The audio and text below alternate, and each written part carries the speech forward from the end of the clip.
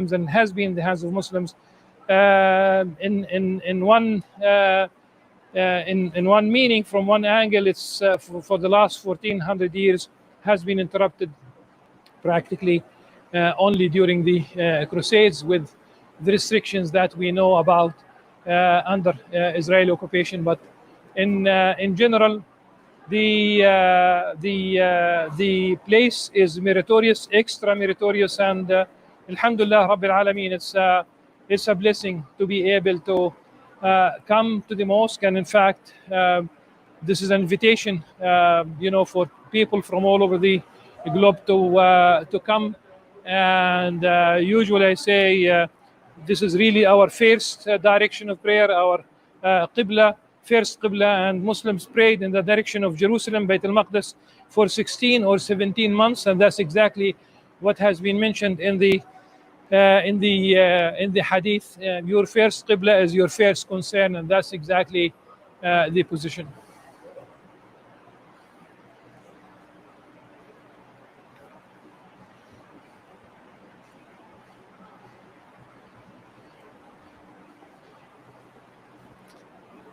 The Dome of the Rock has 4 gates pointing north, south, east, and west. The eastern gate faces the Mount of Olives, and that's basically where you'll find the story of Mary and Jesus Christ, because in Christian history, Mount of Olives has been associated with the life of Jesus Christ, peace be upon him. If we leave through the western gate, then we will basically see the balances, as we call them, that cover the edge of the courtyard, and then we have the stairs that lead westward, and we'll have some of the most beautiful buildings inside Al-Aqsa Mosque, like this beautiful waterway. This Sabil Qaitubai is one of the most beautiful buildings, and it's really built for water. On top of the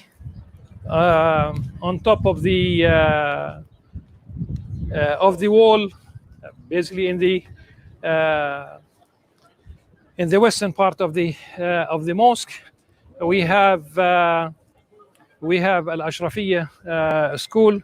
Today it is used as a high school for girls, and we have 2 other schools for boys. One of them is a high school, and the other one is a middle school for an elementary school, really. All these 3 schools are inside the mosque. But if we get closer to the Ashrafiyya school, we will be able to see the place, the department where they take care of the Islamic manuscripts. It's a very beautiful place, really.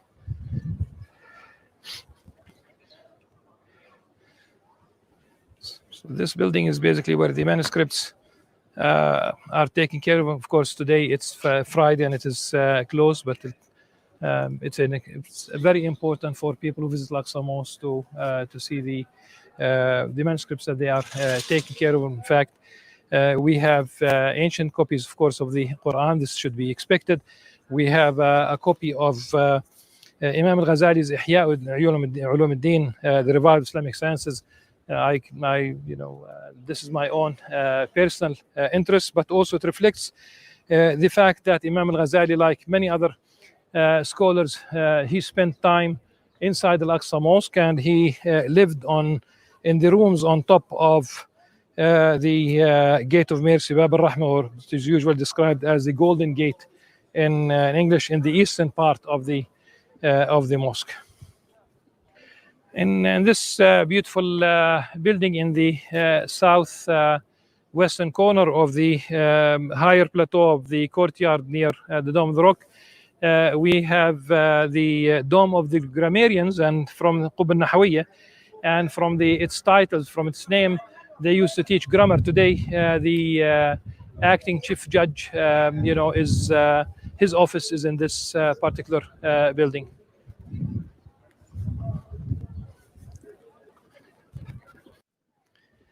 There are various domes that dot the courtyard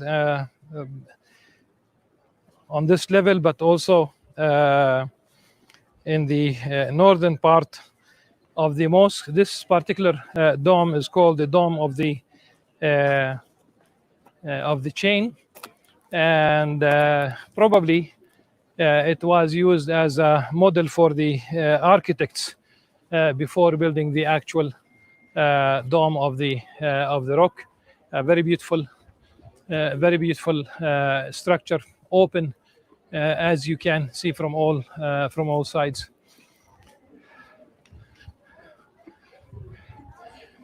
When one looks to the east, one can see the Russian church. To the further to the in the direction of the valley, one can also see the Church of the Gethsemane. So the an Orthodox church, a Catholic church, but it reflects the mosaic of this city when Sayyidina Umar al-Khattab arrived in Jerusalem around the year 638. He concluded the Pact of Umar, al-Uhd al-Umariyah, with the Christians of the city, with Patriarch Sophronius, one of the most beautiful documents that assured Christians of their the sanctity of their holy places and their right to freely worship at their places of worship.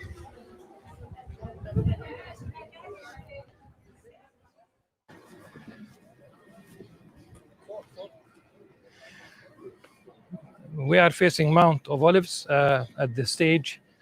This is the eastern part of the mosque.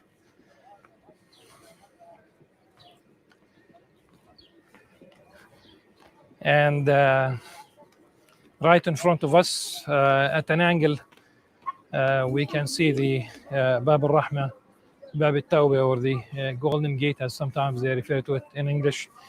And in the two domes on top of the gate, where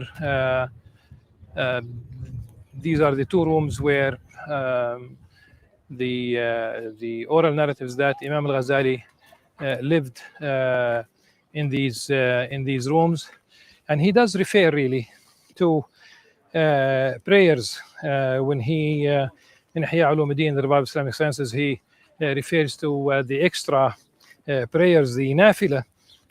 He speaks about the people at Al-Aqsa Mosque praying, and he wrote, of course, the Risala al-Qudsiyya في العقائد.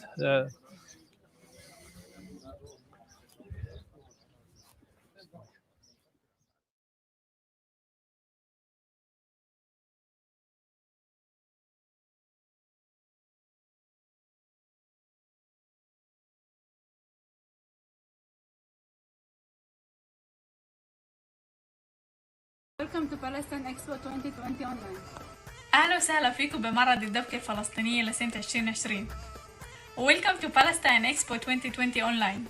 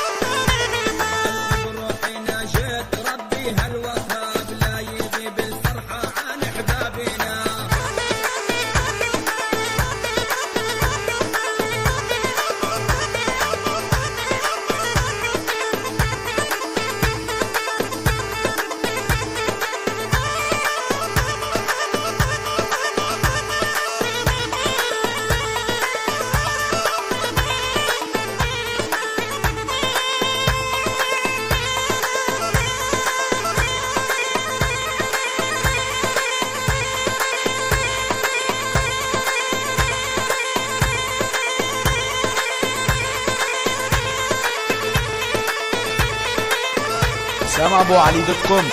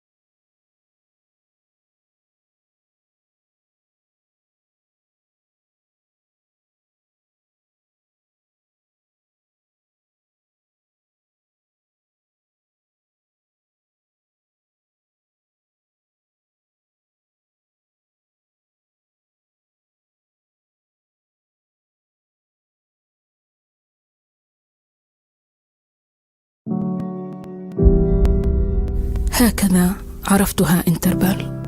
رأيت فيها أبا رحيما ليتيم فقد حضن أب حاني. رأيت فيها أما حانية لطفل فارقته عناية أم رؤوم. رأيت فيها ولدا بارا لمسن أنهكته سنين الحياة، وبيتا آمنا لأناس يقاسون برد الشتاء وحر الصيف.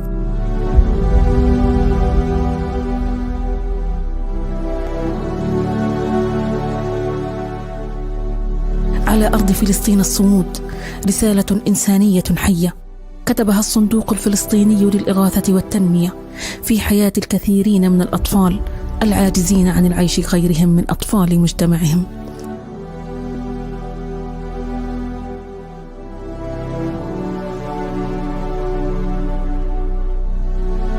أمل جديد نسج الصندوق خيوطه من أجل إحياء السعادة في قلوب المساكين والفقراء.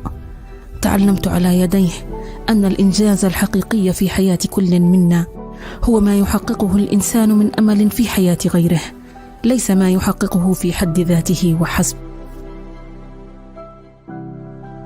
في العام 2011 رحلة عطاء بدأت أشق طريقها لأغدو في ظل وظيفتي، وفي العام 2015 منسقة تنفيذ مشاريع الصندوق الفلسطيني من خلال مركز خدمات الخير التابع للجمعية، والذي تم إنشاؤه بتمويل من الصندوق في العام 2013 ليشرف على 7 مكاتب شركة متفرقة في أنحاء المحافظة.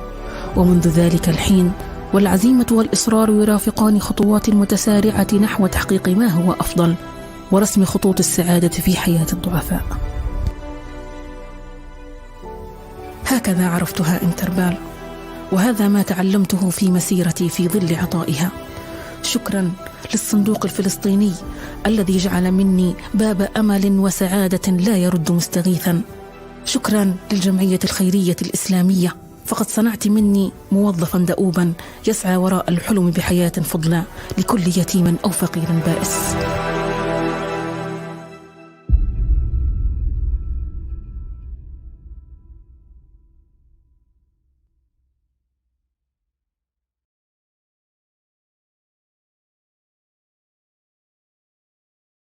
Everyone, my name is Bahat Helou.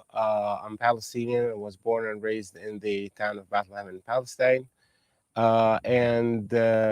The reason I'm addressing you today is to speak a little bit about an important element of Palestinian landscape, Palestinian culture, and Palestinian life, which is the olive trees. Olive trees have existed in Palestine for about 4,000 plus years, which is a little bit older than all existing Abrahamic faiths. The importance of the tree comes from different aspects. One of them is, of course, religious, where you find the tree referred to as the blessed tree, whether it's in the Old Testament or the New Testament or in the Quran, which means it's a blessed tree in all religions that people in Palestine identify with. Also, it's a very important tree in terms of culture, like the olive tree in Palestinian culture is a reference to, let's say, hospitality, steadfastness, a reference to, or a motivator for like people to steadfast on their land, be generous, be patient, and so on and so forth. And that comes from the fact that olive trees in Palestine survive in hard conditions, because the weather we have is usually dry most of the year, and nothing survives like the hard weather that we have in Palestine better than the olive trees.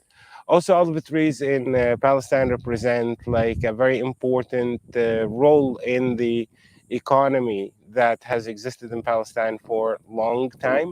Like, for example, one of the things people do with olive trees is like developing an industry around olive oil soap, for example, or olive wood crafting, which is like an industry that had been evolving for more than 500 years, and so on. Nearly 70% of the urban land in Palestine is covered with olive trees. We have nearly inherited about like 7 million olive trees from all the past generations for the past 4,000 years. Also, it contributes to nearly like 40% of our productive economy. So in short, like the olive trees represent like a cultural importance, religious importance. It has an economic significance, definitely, as well as religious importance. Over the past like 60 or 70 years, like olive trees have also like gained a political importance, because the olive tree in a way is evidence of Palestinian presence ever since olive trees have existed. Like if we say like we have a 4,000 years old olive tree, it means that there have been people looking after those trees for nearly 4,000 years. So olive trees in a way represent the existence of the Palestinian people, or another evidence of the existence of Palestinian people in Palestine for thousands and thousands of years.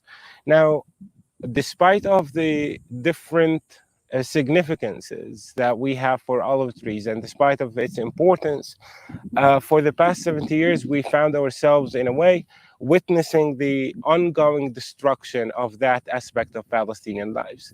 The state of Israel, since its existence, have destroyed more than 1 million of the 7 million olive trees that Palestinians have inherited. One part of the elimination is to serve the Israeli claim that Palestine is a land without people. So the evidence of existence of people on this land for about 4,000 years comes around the olive tree. So when you remove the olive tree, you remove the evidence of Palestinians' existence. But that's on political side. In a practical way, how does the state of Israel destroy or have been destroying the olive sector in Palestine? There have been like 5 different ways that were identified in which the state of Israel systematically destroys Palestinian olive trees. The first one of them is, of course, like when we talk about olive trees covering urban land in Palestine, the state of Israel wants that land to colonize it. So ever since 1967, when Israel took over the occupied West Bank, which is part of Palestine, the state of Israel have established and expanded more than 193 different settlements. That happens on expense of the land which is covered with olive trees. So removing olive trees, removing Palestinian livelihood, and replace it with Israeli presence. To connect those colonies together, the state of Israel have built a road network on Palestinian property. That's nearly 1,200 kilometers of roads cutting through Palestinian property and Palestinian urban land.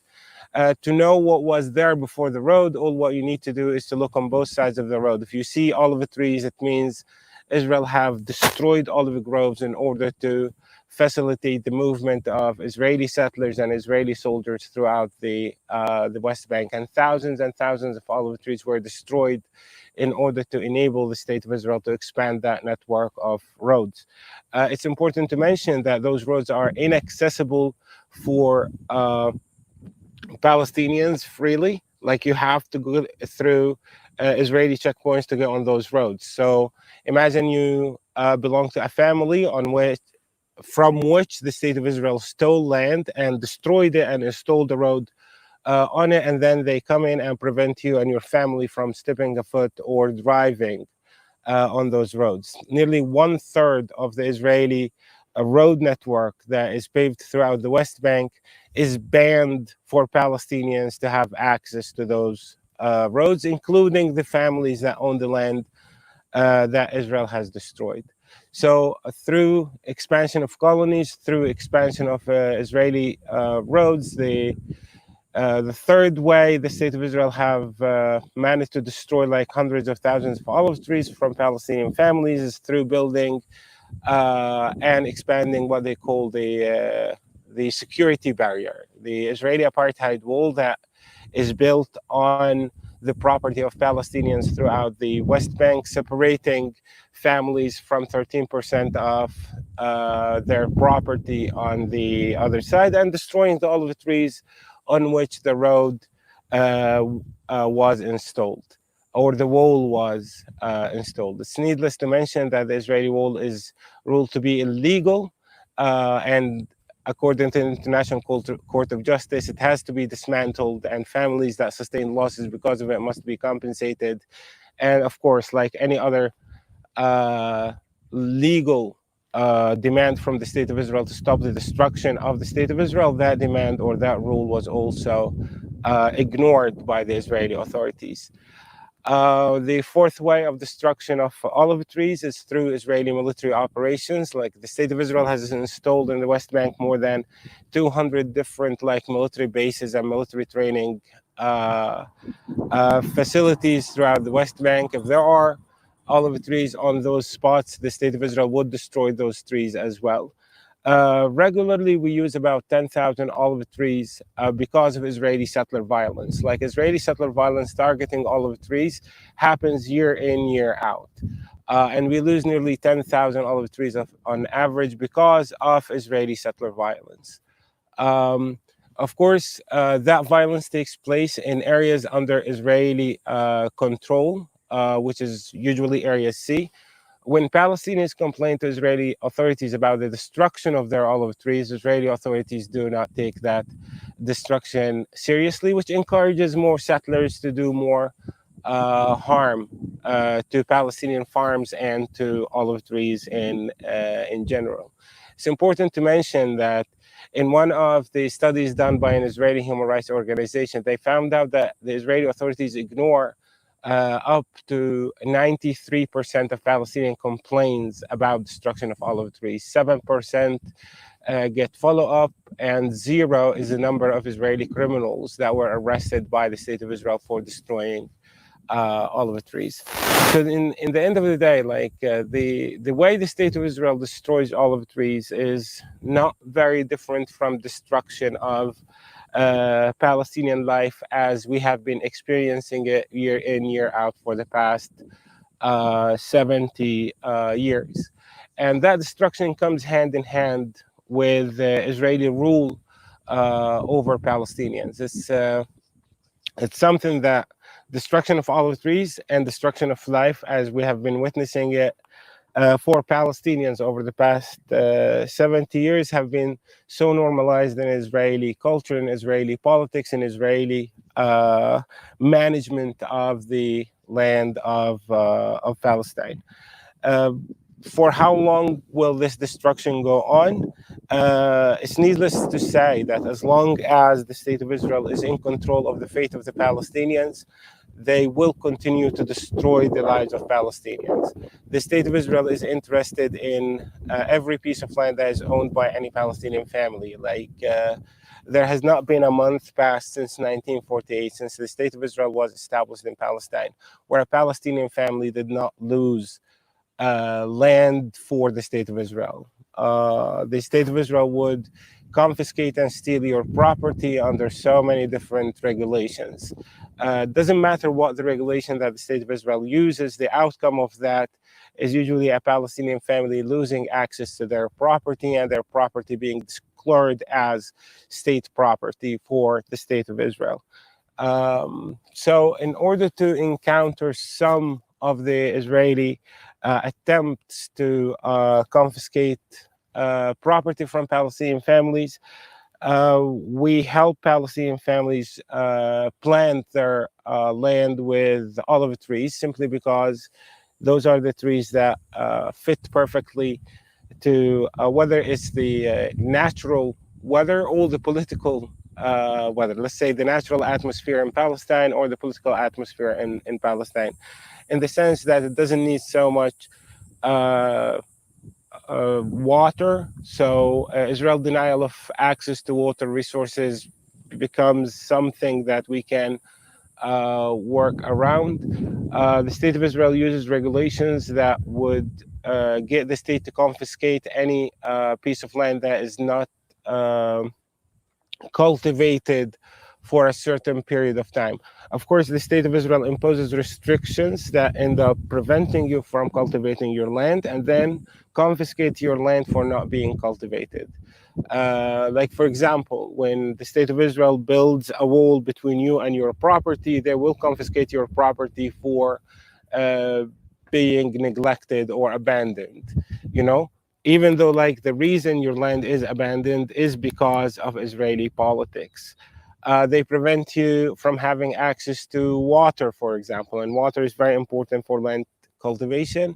They prevent you from collecting rainwater or digging a hole in the ground to collect water during the rainy season, and so on and so forth. So when you are denied access to water, you will not be able to cultivate your land. So the state of Israel comes in and once again steals your land for being not cultivated for 3 to 4 years. So in order to help families encounter or, to help families stand in their land and maintain their access to their property, we try to help them with planting their land with olive trees. The olive trees we plant are usually sponsored by individuals from outside, so those people would be helping Palestinian families to plant their land with olive trees and to try to encourage them to stay on their land, to continue visiting it, and to continue cultivating it with those trees. Once again, I just want to say that Israeli destruction of olive trees is not very different from Israeli destruction of individuals' lives, of communities, of homes, and so on. It's just another aspect of the destruction the State of Israel have brought upon the Palestinian families since 1948, which continues up until today. So for how long will this destruction go on? It will go on as long as the State of Israel is ruled by Jewish nationalist ideology, where everything in Palestine will be provided for the services of Jewish individuals, while Palestinian individuals who are Muslim, Christian, Druze, atheist, Baha'is, or whatever, will be waiting for the State of Israel to come in and steal their belongings. Of course, the State of Israel will continue to bring its destruction upon Palestinian families because they know that they will never ever be held responsible for any crime they commit. And regardless of Israel's destructions of Palestinian life, their embassies will continue to operate all over the world, either because of their role in destroying Palestinians' life or despite of the destruction of Palestinians' lives. So what can we do in the face of this? The maximum we can do is to help Palestinian families continue to stand up, continue to steadfast, and continue to be somehow empowered in order to protect the remainings of property and land that the State of Israel did not steal yet. Thanks to Pal Expo for allowing me to pass on this message, and thanks for the organizers. And I hope one day you will be able to come to Palestine, to be there and understand what kind of reality Palestinians have been surviving day in, day out for the past 70 years. Thank you so very much.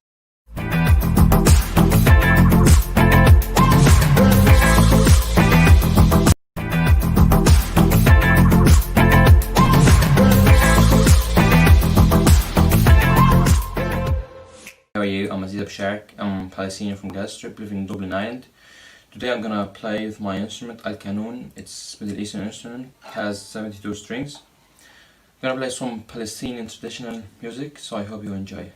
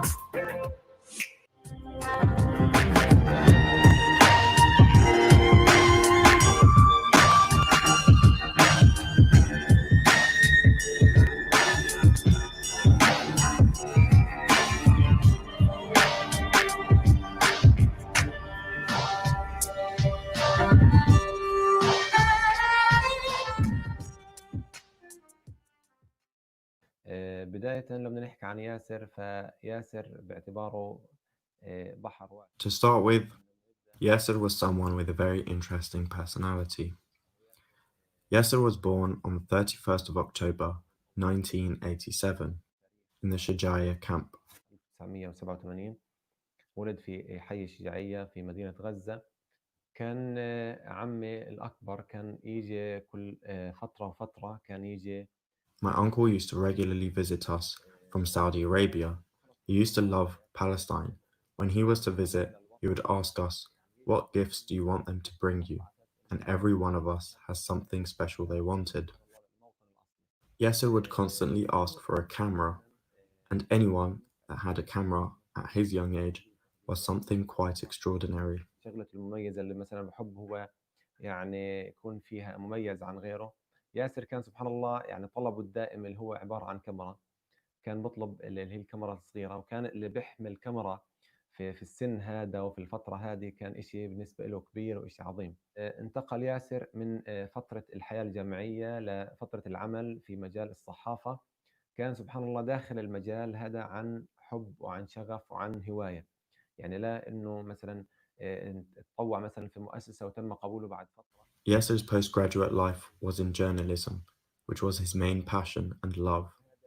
He didn't want to just volunteer somewhere, but wanted to have his own entity, so that he converts his passion into something on the ground. That's what made him stand out. Even when we moved houses and were busy building it, Yasser was busy building his business. Even though my father wanted him to be there helping us, but in return, he had a big role in other things in the house. He had an office, staff, and equipment, and that's where his efforts went. كان يعني يعتذر في بعض الشغلات، في المقابل كان له دوره الكبير في أشياء أخرى، على أساس إنه في عنده شركة وفي عنده أعمال وفي عنده طاقم، لازم برضه هذا يكون مواكبه ويكون مطلع عليه. صور ياسر اللي دائما كانت يعني حاضرة في ذهنه، دائما كان بصورها وبحاول إنه يفتش عليها في أكثر من مكان وأكثر من زاوية، اللي هو الصور الإنسانية، خاصة الصور اللي بيكون فيها روح، اللي بنقل فيها حياة الناس، اللي فيها معاناة واللي فيها نفس الوقت اللي فيها جمال. The pictures Yasser took all the time were pictures and searched for them were ones that gave a humanity perspective, especially ones that showed life and beauty. He went to rural areas and areas of poverty where people were poor and simple. Yasser would always find himself there. He would create the picture he wanted. He had a full album dedicated to rural areas of Gaza. In addition to that, he liked pictures of natural beauty.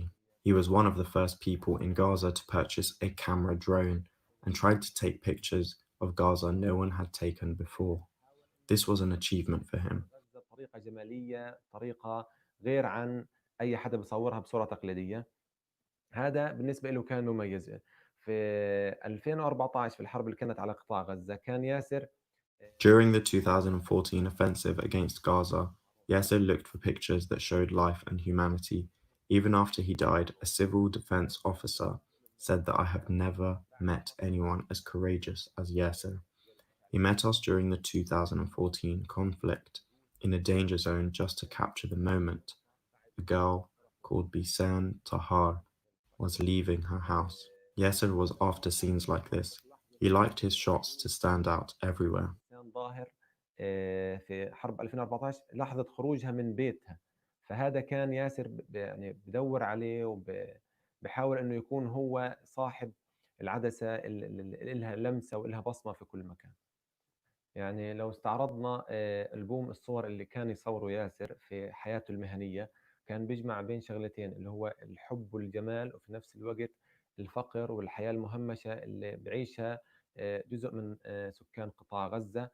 كان في عنده إشي مميز بحاول إنه ينقله اللي هو If we were to look at the album of photos Yasser took during his life, we would find that he mixed between two things: love, beauty, and poverty. He was a specialist in his field, even, for example, domestic pets. He always gave cats names. He loved cats, horses, and birds. Even the last photo he took before his death, he tried to show Gaza Strip as a beautiful and lovely place by using his camera drone. صورته الأخيرة اللي نشرها قبل استشهاده تقريبا بأسبوع أو بأسبوعين، إنه بحاول يظهر قطاع غزة بجماله بتفاصيله، وحاول إنه يعني ينقل الصورة هذه من طائرة، إنه ينتقل فيها لعالم أوسع ومجال أوسع حتى يكون رسالته بشكل أوسع وبشكل أكبر. في بداية مسيرات العودة كان ياسر بحب ينقل الفعاليات والتظاهرات اللي كانت تصير على حدود قطاع غزة. At the beginning of the Great March, Yasser liked filming the protests in a unique way. Every cameraman has a specific style they followed, and that's what Yasser always believed in. This broadened his thinking, and he always met with directors and photographers for inspiration. تفكيره ويوسع مدارك نشاطه في الفترة الماضية، حتى كان يعني بيجتمع مع أكثر من مخرج وأكثر من مصور، إنه يكون تصويره مغاير عن أي حدا في مسيرات العودة في تلك الفعاليات. كانت طريقة توزيع المصورين على حدود قطاع غزة في 4 مناطق حسب تجمعات المواطنين اللي بتظاهروا بشكل سلمي على حدود قطاع غزة. كانت في 4 نقاط أو 5 نقاط في رفح، في خان يونس، في غزة، وفي الشمال. كان كل منطقة فيها من مصورين ل3 على أساس إنه يعني يشتغل مادة صح ويشتغل لفيلم هو مخطط له صح. ياسر والفريق اللي كان مصاحبه منه. Our photographers were distributed across 4 areas of Gaza depending where the protests were. The four zones were Rafah, Khan Yunis, Gaza, and the north. Every zone had 3 photographers to produce footage for a film Yasser had in mind. Yasser and his team, including me, were focused on capturing humanitarian videos within the protests. Yasser looked for stories about life. For example, what brought a 60-year-old man or a very young child to the protests? What did they all have in common? What was their goal? From them was the story of a man whose son was injured, and after 5 minutes he returned to the protests. The other story was a girl that came to draw, and the third was a man that could see his land through the borders. Yasser was so interested in capturing these stories, but the gas and live ammunition did not stop the protesters. There was a lot of gas, which made our job very difficult. من تخويف المتظاهرين على حدود قطاع غزة إنه يرجعهم في الفترة اللي كانوا موجودين فيها. حتى إحنا كنا بنصور في نفس المكان اللي كنا بنصور فيه، تلاقي بعض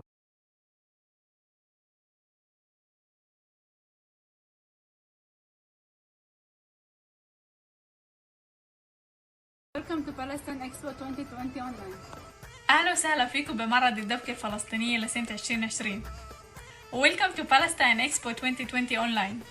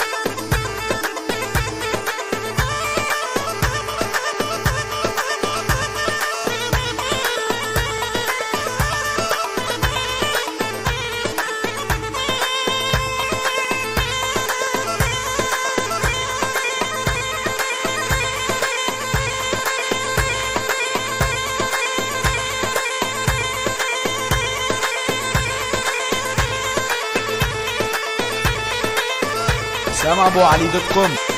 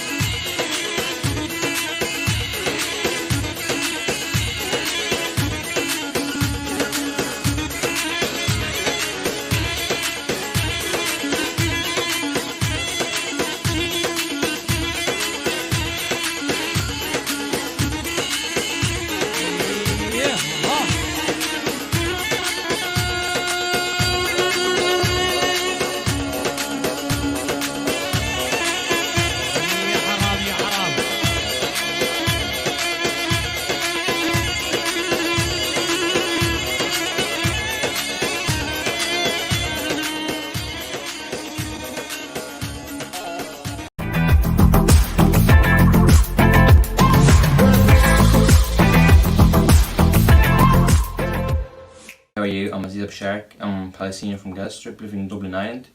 Today I'm gonna play with my instrument, Al-Qanun. It's Middle Eastern instrument, has 72 strings. I'm gonna play some Palestinian traditional music, so I hope you enjoy.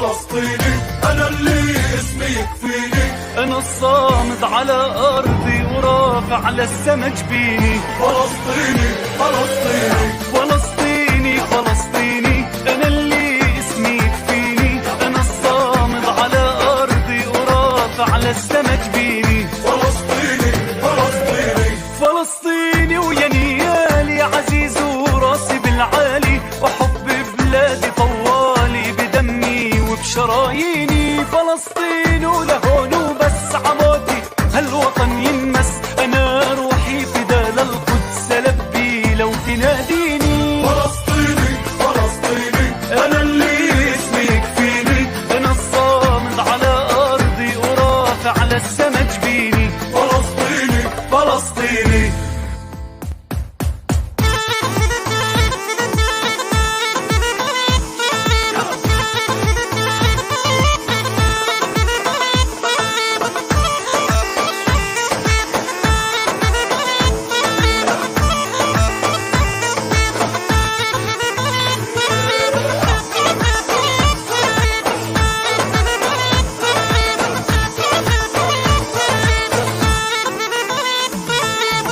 ولا بنساك يا بلادي يا أرضي وأرض أجدادي، كتبت اسمك على الوادي على كل قرية ومدينة، على عهد الوطن فيه سماي وأرض حرية، على من المي للمي على التراب الفلسطيني. فلسطيني فلسطيني أنا اللي اسمي يكفيني، أنا الصامد على أرضي ورافع للسما جبيني.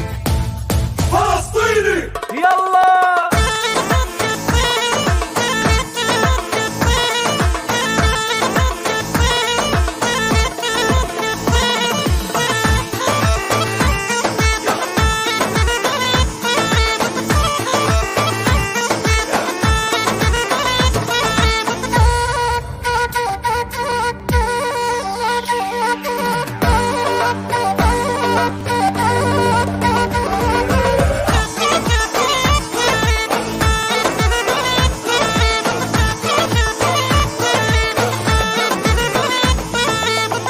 أنا اللي داري أفديها بهالدنيا وما فيها، وتطلب روحي أعطيها فداها عمري وسنيني. فلسطيني رايتنا وقوتنا وحدتنا، بهالكوفية عزتنا يا بي محلاها بيداني. فلسطيني فلسطيني أنا اللي اسمي يكفيني، أنا الصامد على أرضي ورافع للسما جبيني. فلسطيني فلسطيني.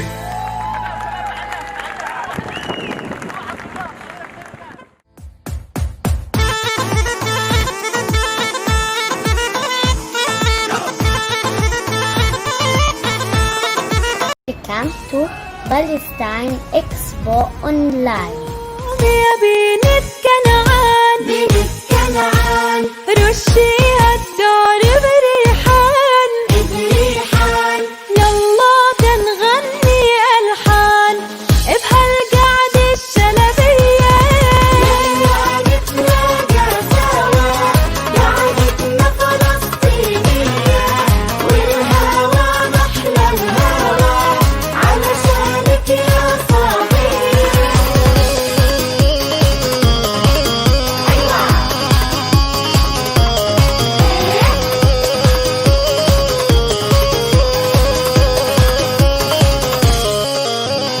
يا صبا يتجمعي عالنبي زيد الصلاة، من الجود تجايب معي كعكك سمسمنا أذكار، من بيارتنا بيافا أنا جبتلكم برتوقة، عروس البحر يافا على حسنك الله الله، والهوى محلى الهوى علشانك يا صبية. قومي يا بنت كنعان بنت كنعان، رشيها الدار بريحان بريحان، يلا تنغني ألحان بهالقعدة الشلبية.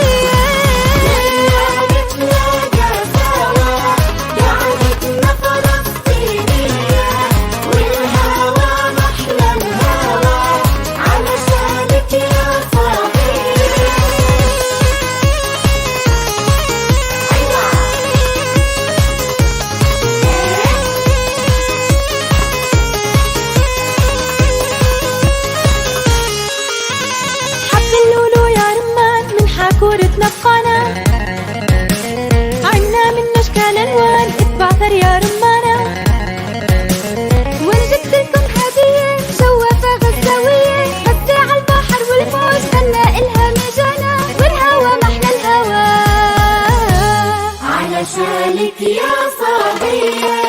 قوم يا بنت كنعان، بنت كنعان، رشي هالدار بريحان، بريحان، يلا كنغني ألحان بهالدار السلبية.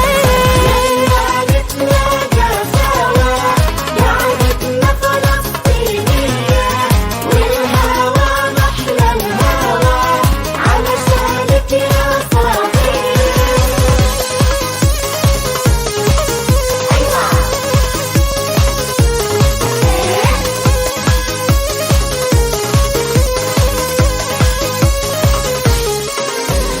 مدوا الأيادي مدوا، حبوا بعض يلا واتحدوا، حبوا بعض واتحدوا، نفدي الوطن ونحبه، هو الوطن في مثله، هو الوطن في مثله.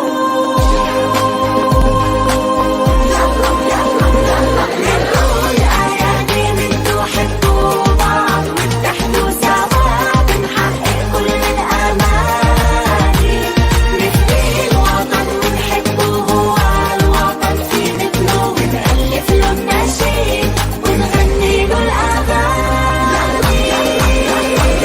Now hold hands of each other, come all love one another, unite and make all wishes come true. For our homeland we sacrifice, there is no other place as nice. We ride bombs for it and singing for it too.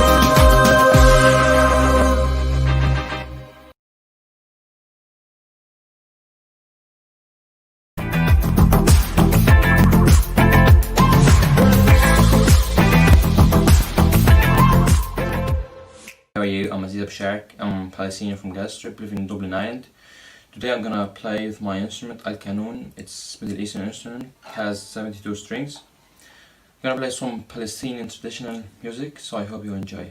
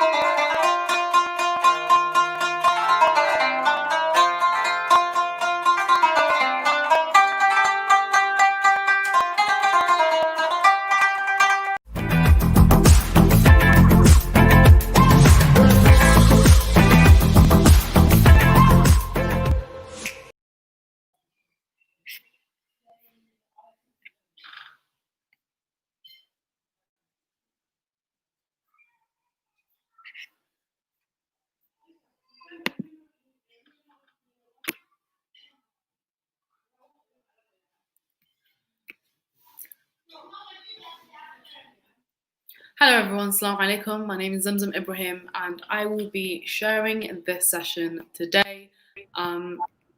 Just waiting for everybody to join. Brilliant. We have a lot of speakers here today. Assalamu alaikum once again. My name is Zamzam Ibrahim and welcome to Palestine Expo.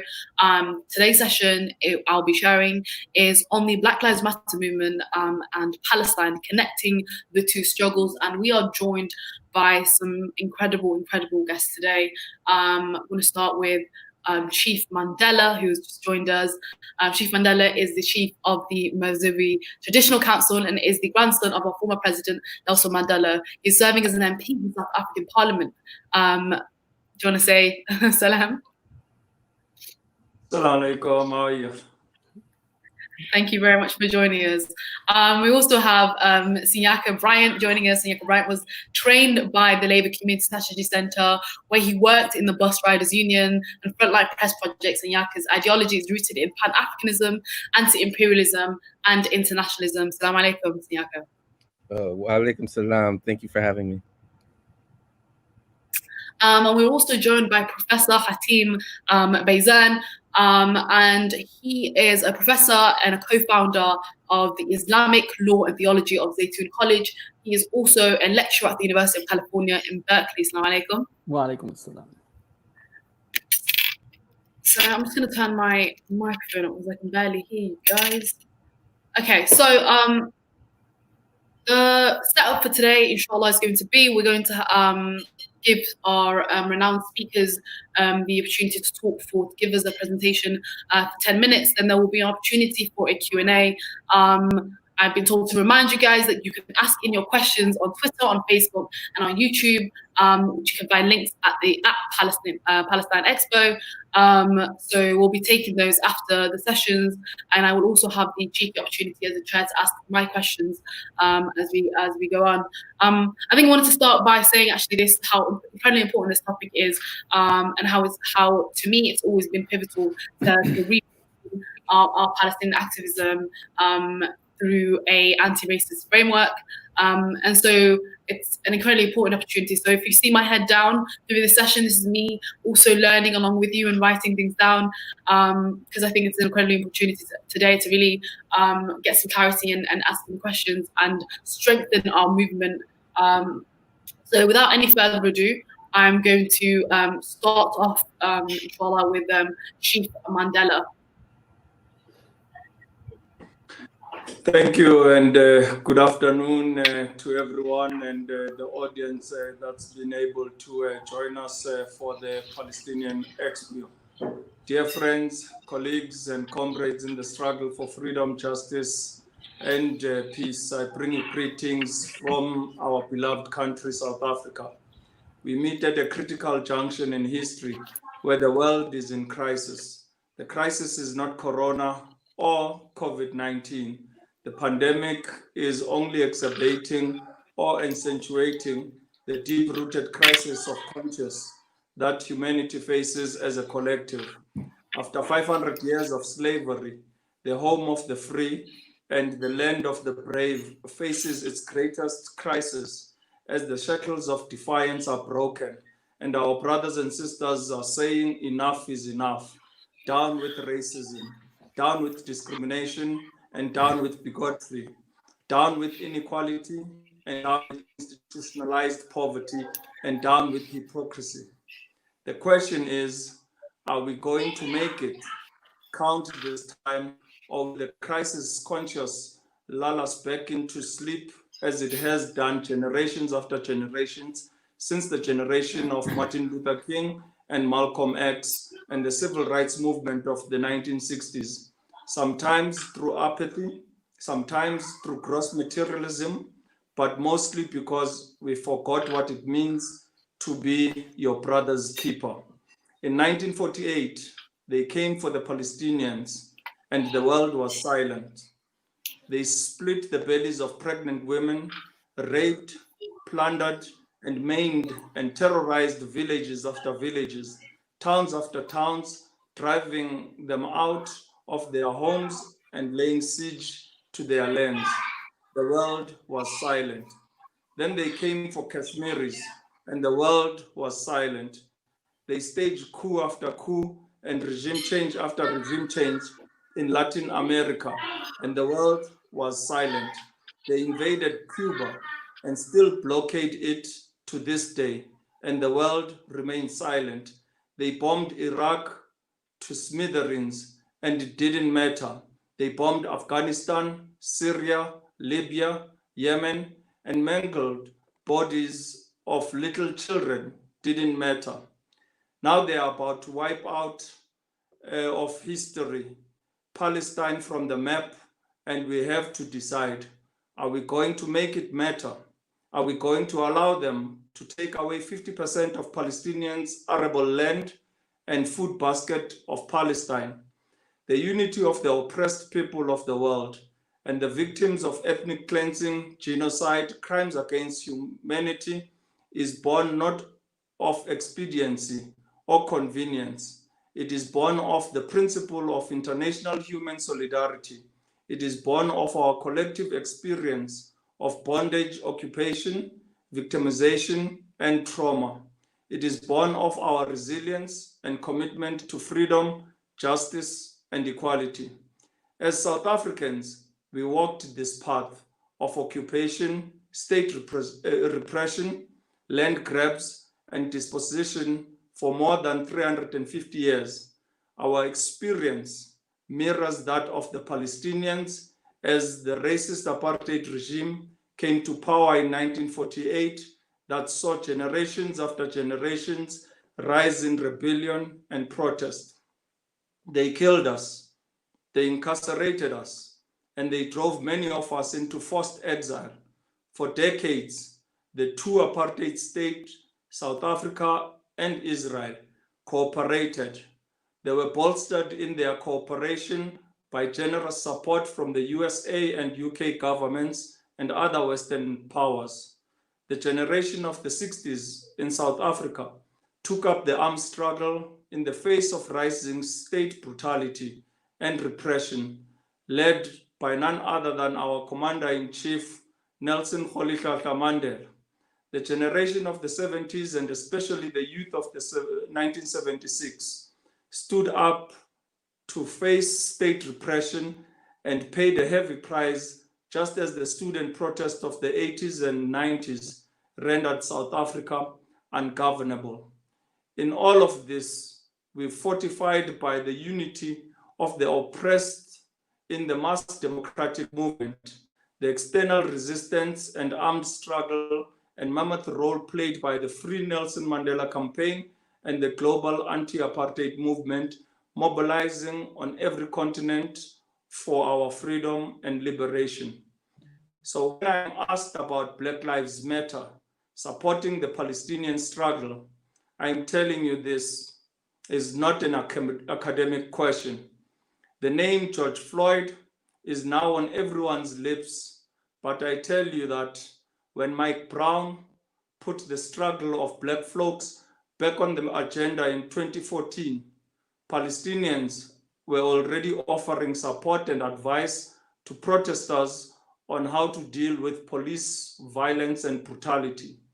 On August the 9th, 2014, Mike Brown was shot and killed in Ferguson, Missouri, by a police officer.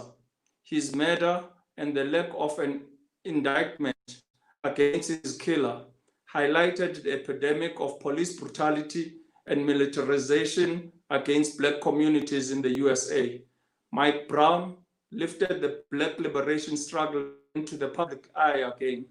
Black Lives Matter became a rallying cry across the country, and protesters took to the streets, often met with militarized police responses and tear gas. The brutal response of the state to protesters was familiar to Palestinians and indeed to us as South Africans. Facing violence from occupying forces, whether in Palestine or Ferguson, forges a mindset that demands resistance and standing up for one's community. When the police used military tanks and checkpoints to imprison the residents of Ferguson, we were reminded of the life in the West Bank, where the Israeli military used the same tactics of repression. That summer of 2014, apartheid Israel had launched yet another military assault on Gaza, killing more than 2,200 Palestinians, including 500 children. Our unity in struggle emanates from our shared experience of struggle and suffering. As citizens of the world, challenging militarization and injustice in Palestine and in the USA is incomplete without confronting the dismantling those systems all over the world that seek to dehumanize us. We must, as a collective, stand against all forms of racism and bigotry. Wherever there is human suffering, we recognize that struggle as our very own struggle. Human lives matter, and therefore, in the same time of deep crisis, we must unite in solidarity. We salute our brothers and sisters, the heroes in the Black Lives Matter movement, for flying the Palestinian flag. We must turn every site of struggle in the USA into a site of struggle for human solidarity, as advanced the struggle for justice, human rights, and equality in America, so as also we advance our struggle to end the apartheid Israel's efforts to wipe Palestine from the map. Today, we call on all our comrades in the Black Lives Matter movement to join us and all freedom-loving people in the international solidarity movement over the world in opposing the annexation of the West Bank and the Jordan Valley.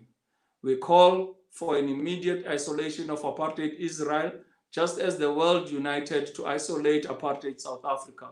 It is time to intensify the boycott, divestment, and sanctions campaign against apartheid Israel. We demand the International Criminal Court investigates apartheid Israel's war crimes and crimes against humanity, against Palestinians. We must put an end to apartheid Israel's genocide and ethnic cleansing in the occupied territories.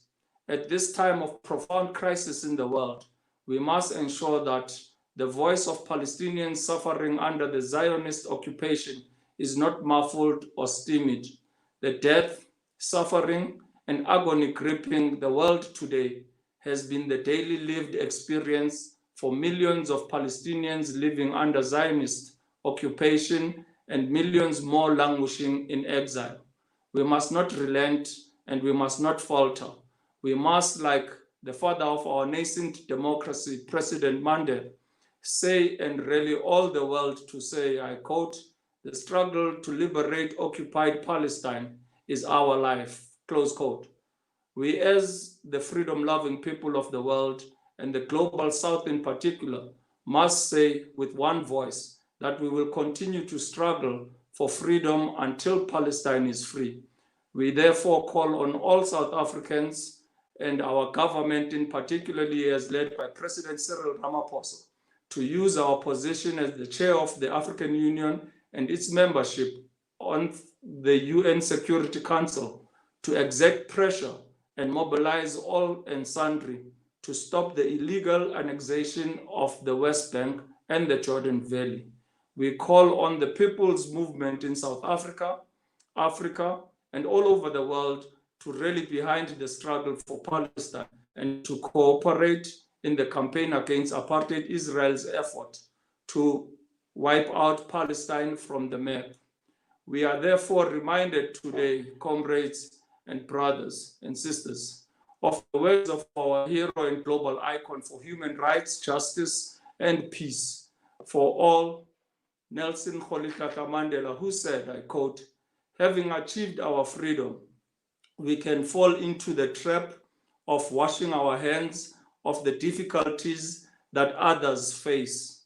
Yet we would be less than human if we did so. It behoves all South Africans themselves, erstwhile beneficiaries of generous international support, to stand up and be counted amongst those contributing actively to the cause of freedom and justice," close quote. We therefore salute you in the struggle to make Black Lives Matter, and also assure you that we shall continue the struggle for a free Palestine and for a just world in which all lives matter. I thank you.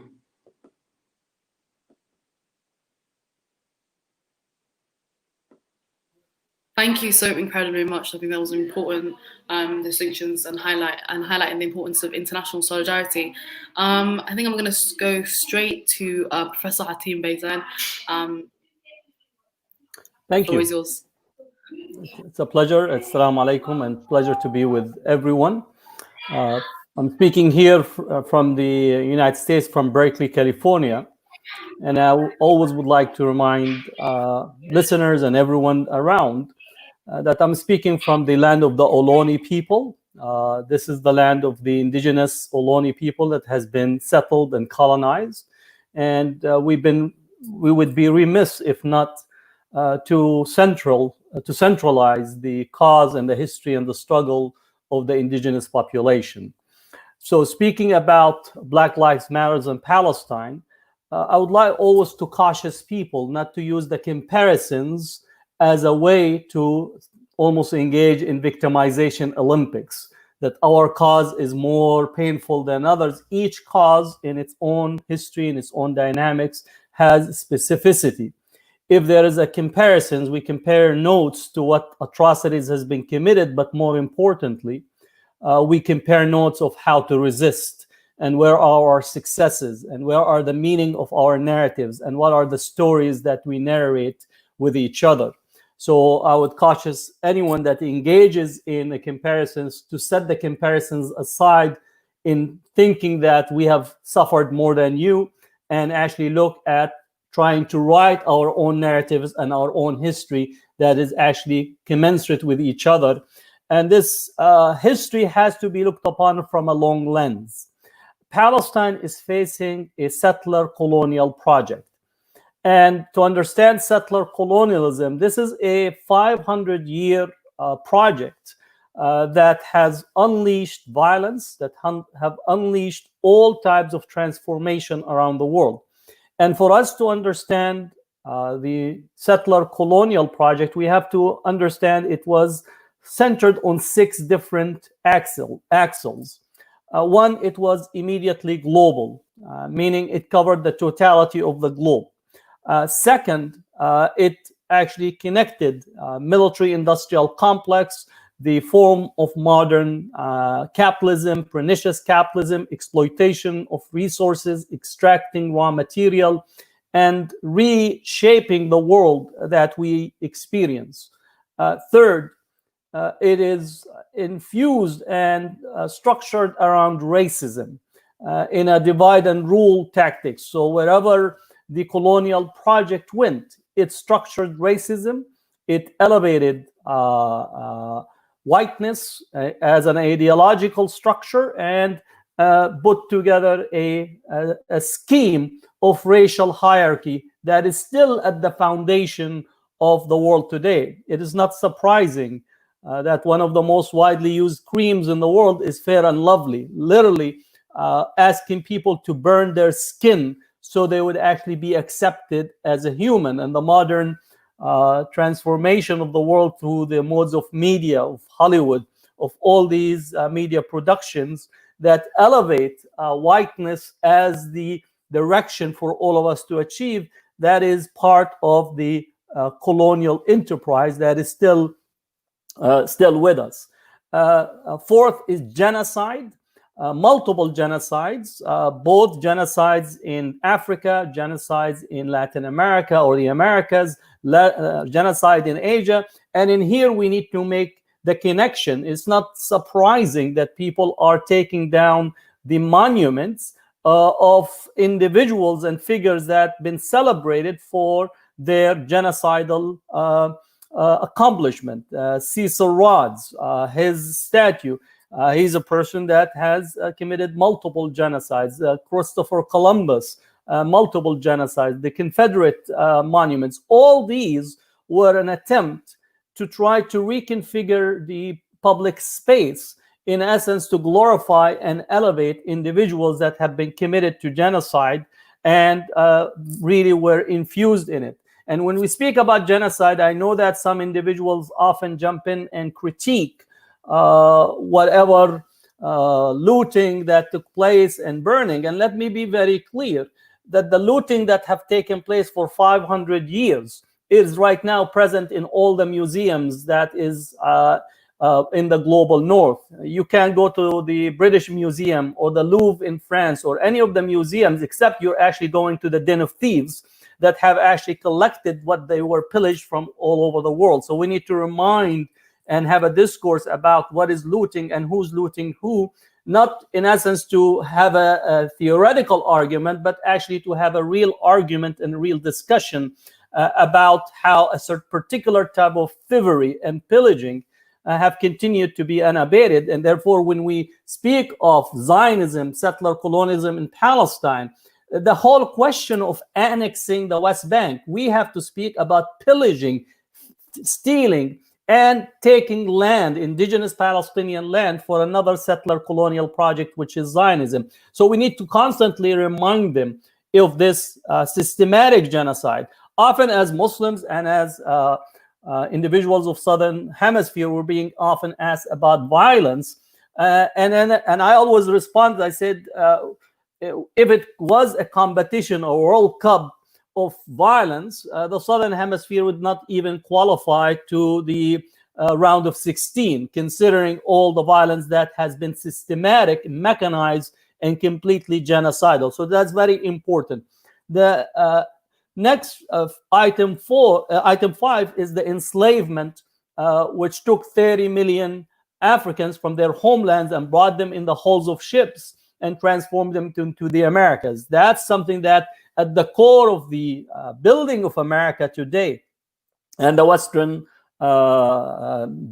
Western world is actually the benefits that have been drawn out by 250 years of slavery, of free labor, because at the core of it is free labor that built the country without being compensated, and also depriving Africa of its best and brightest for 250 years, and then followed by 150 years of in the US of Jim Crow law, but also across the Southern Hemisphere of colonization. So that, at least when we speak about development and speak about the impact, that is part of how we compare and think and link the struggle. And the last item 6 is imperial Christianity. We cannot fail to make a link between imperial Christianity and its support for settler colonialism in the past and settler colonialism in Palestine. Remind people that in the United States and also part of Europe,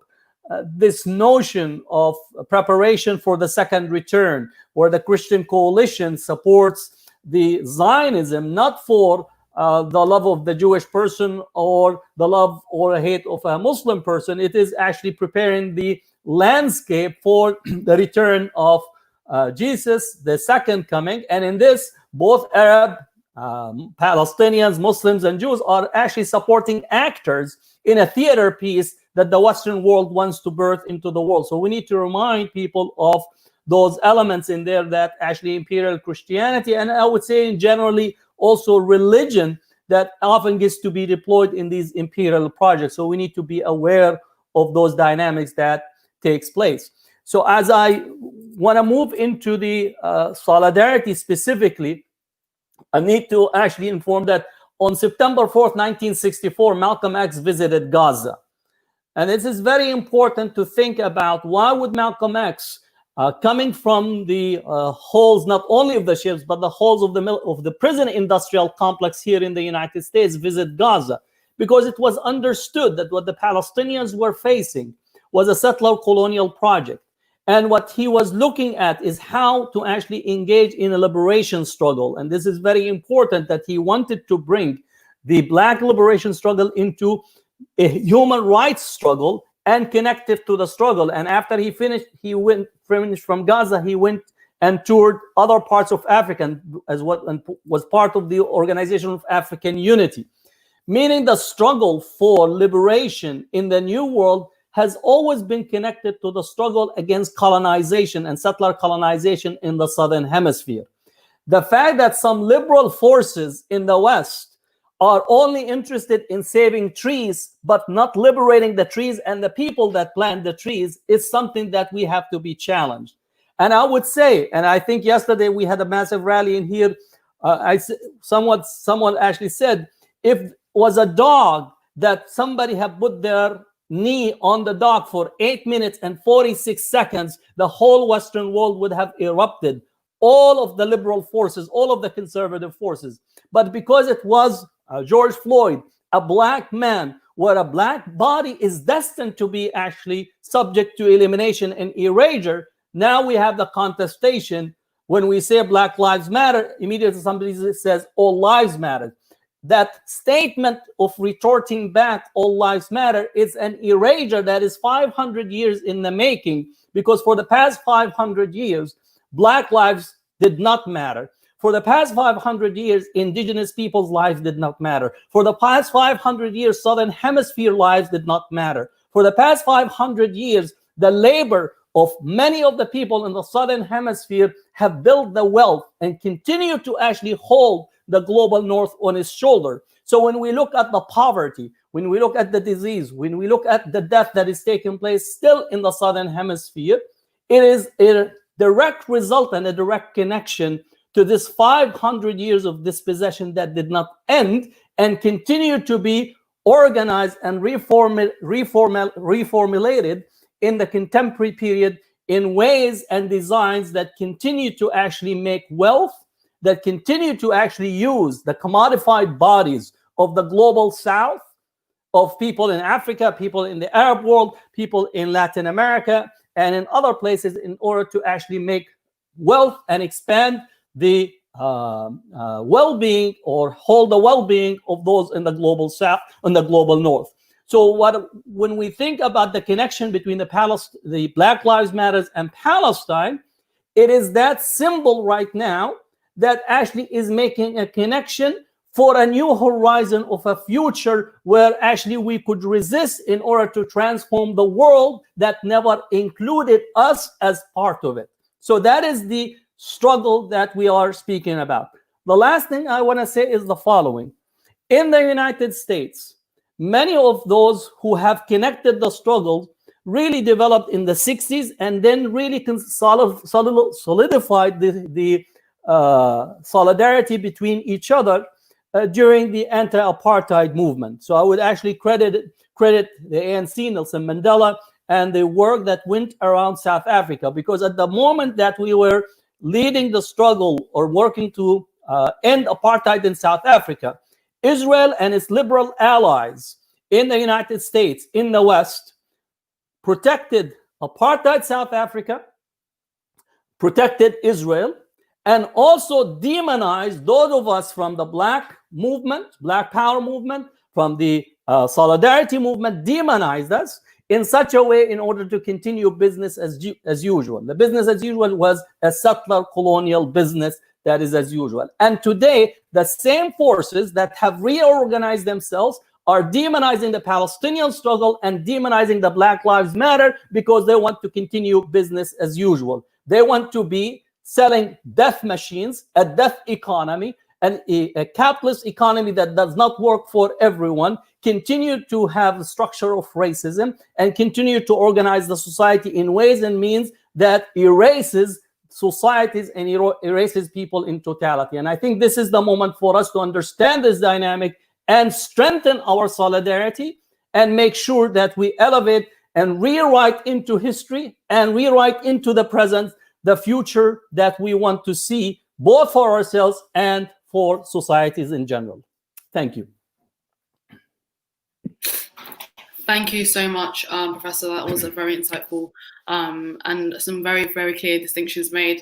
For the sake of time, I'm going to move straight on because I am very excited to be asking a lot of to really get some insight into the things that have been mentioned so far by Chief Mandela as well as Professor Hatim. So without any further ado, I want to introduce you to Sinyaka Brian.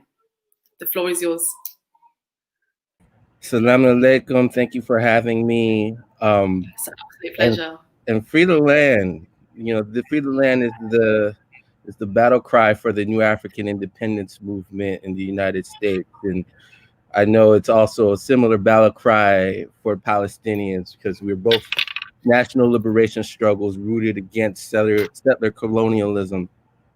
The thing I want to really stress is just that it's critical to understand the relationship between our struggles is not just one of, in the United States, we're not just fighting for inclusion. We're a nation. We've been fighting against settler colonialism here at least since 1526 in the North American mainland. And as far as like the history that links our peoples and our struggles, one thing just to bring it into a contemporary phase, we're both struggling against Zionism, and Zionism as a worldwide system of settler colonialism that engages in the theft of the Palestinian lands, engages in a massive ideological struggle to justify itself in its program, right? That engages in destabilizing governments around the world through supporting right-wing coups, supporting paramilitary organizations, death squads in the Western Hemisphere, not just in Palestine. This is a worldwide system that we are fighting, that's supported by the United States government, which uses Zionism as a proxy in multiple regions. The struggle for unity amongst our people is something that's very, very concrete and has very real life implications on a daily basis. In 2014, for example, here in the Bay Area, there was an Israeli ship that came in that was trying to dock, and there was a massive protest. We were able to stop that ship from docking here in the port of Oakland for about 3 months, and they haven't returned yet. This ship turns out to have been carrying weapons which would have been used by local law enforcement agencies across the country to contribute to the genocide of my people here. Right, so that's like one clear example of the impact of Israeli weapons manufacturers, international trading, right, and the impact it has on the loss of Black life here in the United States. Police organizations in the United States, security organizations in the United States, oftentimes go to Israel for training and best practices of repression. Right? SWAT teams, which were originally organized and become like an international phenomenon, but were originally organized as a form of political repression against the Black Panther Party in Los Angeles, California. Those types of formations are getting training in Israel, and are being trained in the same tactics, being trained in the same use of advanced weaponry against civilian populations, right?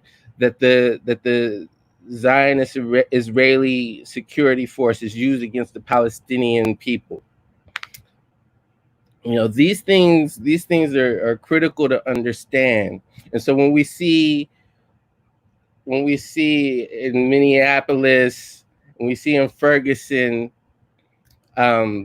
advice given to us in how to respond in protest from Palestinian comrades that are dealing with the exact same type of repression, in terms of some of the tactics used, it becomes very clear that solidarity is rooted in like actual lived real life experience. It's not just a theoretical thing. Folks are facing the same types of tear gas, same types of bullets, You know, people are suffering from having their youth imprisoned. Both nations have political prisoners, and in the United States, we have some of the longest held political prisoners in the world, like Mutulu Shakur and Imam Jamil Al-Amin, so many others. Right. One of the things that I think is also critical to look at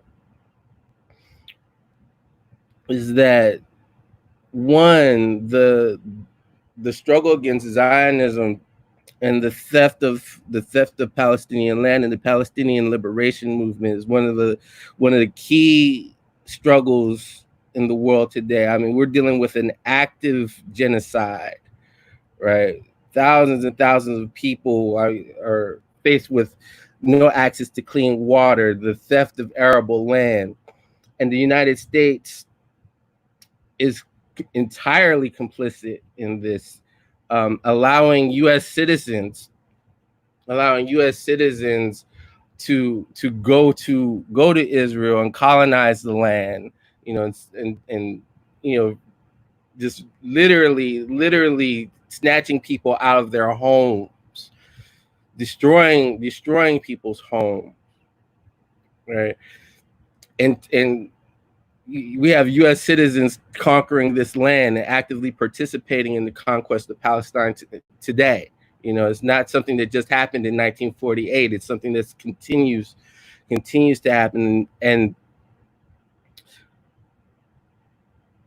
it's critical for folks to understand here in the United States, the forces that are going to break that up historically have been connected to the Black liberation movement here, right? Like the Black liberation movement in the United States has been historically one of the major forces that have not only contested for power against the United States, but has also been a critical ally for liberation struggles around the world. And we're the ones that are situated here in the belly of the beast, right? And so it's entirely important for the connections to be made with our liberation movement here, and for it to really be understood as a sister national liberation movement, and not just a civil rights movement, not just a struggle against racism, not just a struggle for inclusion, right? We are our own people here with the shared language, economic life, relationship to land, right? And we've been struggling for the right of self-determination since at least 1526 in the North American context. When it comes to the struggle for boycotts, the investment and sanctions, you know, our people here have been engaged in that type of tactic since the 1700s, you know, and we continue to support those same tactics being used in the demand of the Palestinian people for international solidarity to take shape in that regard. We want to provide critical support for that. And at the same time, we know that it is the liberation of Palestine is going to happen in Palestine, right? While the BDS movement is important, the liberation of Palestine is going to happen in Palestine from Palestinian hands, from the brilliance of Palestinian minds, and from the strength of their people, right? And the relationship between the grassroots elements in Palestine on the ground, dealing with the Zionist colonizers, right? Between the new Africans here in the United States, dealing with our own form of settler colonialism, that grassroots, like on the ground relationship between our peoples, right? The lessons that can be learned from the centuries of struggle that we've, you know, that both peoples have dealt with. You know, Palestine, you have to deal with the Ottomans, you have to deal the British mandate. Yet now the Zionist forces. You know, so both peoples have centuries of struggle that can be learned from. You know, and I think that it is in moving forward, things finding the places where we overlap. You know, for example, the corporation G4S, right, which provides which is a security corporation that not only provides training for prison guards here in the United States and in Palestine, also provides security training for detention centers here in the United States, where they detain migrants and immigrants, many of whom are indigenous to the land here. You know, corporations like that, where both peoples, right, have a similar complaint, right? Programs in the United States like Urban Shield, where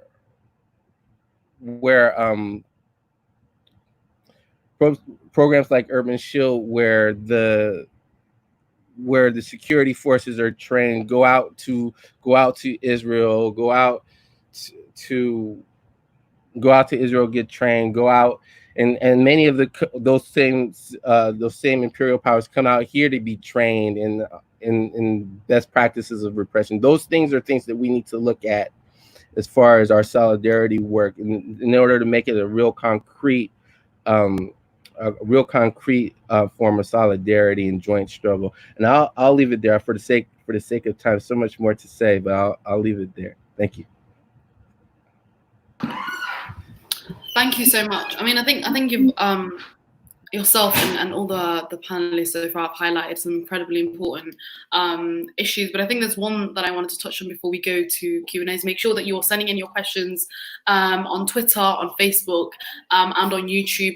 We'll be picking the questions from those streams, so make sure that you get the opportunity to ask any questions that you have to our incredible panelists.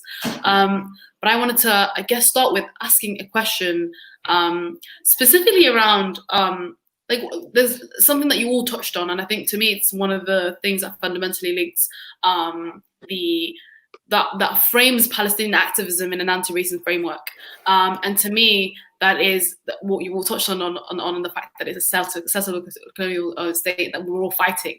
But actually, what you all spoke about was state violence and police brutality, and how that directly are interlinked, the struggles that was highlighted by both Sinyaka and Chief Mandela, in terms of in 2014, how the Palestinians actually came in to support the Black Lives Matter campaigners and activists in how to tackle those struggles. I think that's something that I'd like to ask either any of the panelists to really expand on. I think to talk a little bit about how incredibly important that it is essentially to understand through that fight, through that anti-racist framework in itself, but also like understanding how and I guess this is another question, like an extra question, but understanding how that there has been, especially in the Palestinian activism campaigns and work that we've seen, in very much the toning down of language in what we use and what we call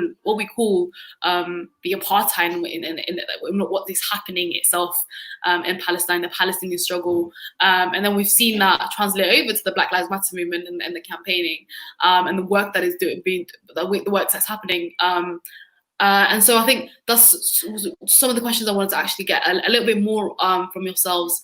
If you could answer the question maybe in as fast as you could, so we can get the opportunity to get answer some questions from the panelists as well. That would be incredibly important. So, who should we start with?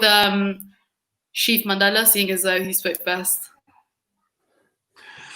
All right. I think in the nature and the form of settler colonizers, always bring violence and brutality in their means to rid the indigenous people of the land. And in many cases, including ourselves here in South Africa, had to come to a point where we take charge and engage with the state brutality meted out against our people on a daily basis.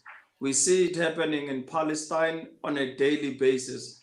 We're now seeing it in the streets and protests right throughout America through Black Lives Matter. I think it's time that the world stops being complicit and looking the other side. We need to come out in protests, come out and ensure that we are the voice to speak against the injustices that are being meted out against defenseless societies, particularly women and children. And therefore, we will need to be able to mobilize right throughout our countries from governments and ensure that we are able to bring about effective boycotts, sanctions, and divestments to those that are meting out this gross violation of human rights. Thank you. Thank you. Thank you very much. Professor, would you like to touch a little bit on the dilution of language? I think that's a really important thing to highlight in our activism.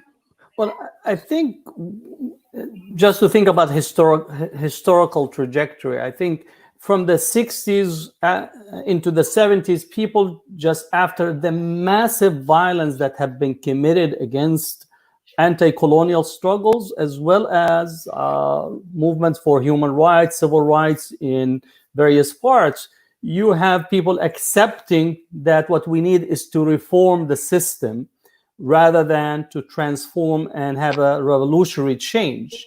And I think for a period of time, that's where we are stuck and continues to be stuck to appeal. And I have a piece that says humanizing the human is a dehumanizing act. So for almost 40 years, we've been attempting a discourse of humanizing ourselves, which becomes a performative to a theater piece that you are actually seen to be unhuman or subhuman. So that's one I think we need to be very critical. The second part, I say that the violence that has been committed, or violence in general, state edifices are the most systematic in using violence as a way to eliminate opposition. And it's also a growth industry. Last year, the world have spent $1.62 trillion on armament. The United States alone has 55% of the world market in selling armaments. And again, these are not love letters. These are death machines. Their success is in bringing instantaneous death to the people that are being used against. And most of these weapons are used against the Southern Hemisphere. So in essence, we send our raw material up to the north, right? They are fashioned into products that we get to be sold. And if we begin to resist, then the bombs drop on our heads to maintain the structure. So we need to know these relationships. And when you resist, then you are claimed to be a person that is using violence, where your existence itself is a product that is actually moving the economy globally. And it's only when you begin to speak that you have actually crossed the boundary, because your speech is the violence that is attempting to negate the violence that has been committed against you. And I think people need to read Wretched of the Earth, Frantz Fanon. They need to really read the work. The last part is that when Angela Davis was sent to prison in the United States, she received letters of solidarity from Palestinians. Just really, when Nelson Mandela was sent to jail in 1964, is the Palestinians, the PLO, were sending letters and engaging with him. So we have a long history of actually struggles and understanding that when somebody is oppressed, then you have a responsibility, an obligation, and a moral, ethical obligations to stand and be a person that is actually trying to change the topography of power. And that's what we need to think in terms of solidarities. Thank you. Siak, is there anything you wanted to add to that?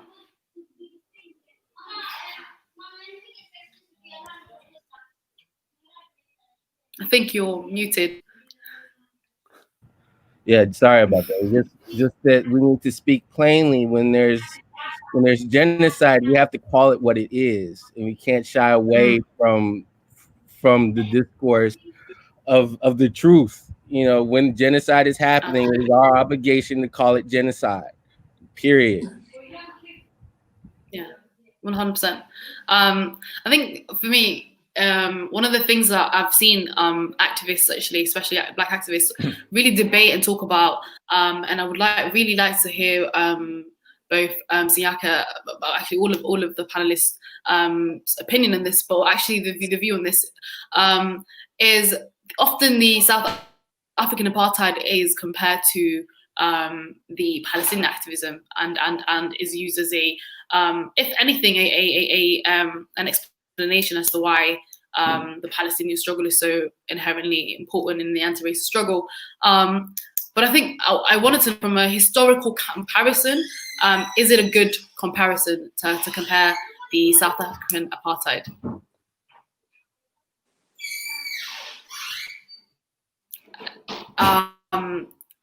Should I hand over to who would like to answer that? I think I don't want to pick on you, so if anyone's comfortable to answer that, that'll be very. Well, again, it's always important for struggles to compare and take notes, just like what you call the colonial powers meet in Paris or DC and so on to coordinate what they're going to do. We need to actually be in constant engagement in comparisons. So the South African struggle is an important, successful struggle, and we need to celebrate that was the last settler colonial project to be demolished in Africa. Just let's be very clear of what happened. And I think what we need is to compare. Yeah. The challenge is not to actually begin to what you call be self-centered in your analysis, that you forget what project that you're engaged in. And this is what I want to constantly cautious people, that when you're engaged in comparison is to learn the methods of the oppressor as well as the success in challenging the oppressor without losing sight of what are the larger questions that we're dealing with. Absolutely. If Thank you so much. Yeah, I mean, 100%. Please do. If I may come in there, I think the South African struggle has really been inspired first and foremost by the likes of Palestinians. You know, my grandfather, President Nelson Mandela, used to always tell us that during their incarceration, they drew inspiration from the likes of Palestinians and other revolutionaries around the global community, as led by the anti-apartheid movement.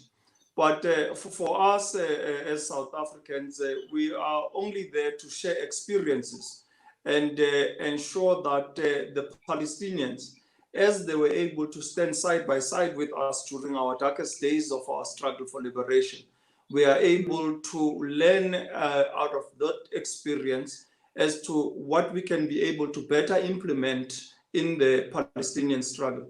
I think one we would want to share most is that of unity. You know, South Africans had to set aside their partisan ways and be able to relate to one another as oppressed people of the Republic of South Africa.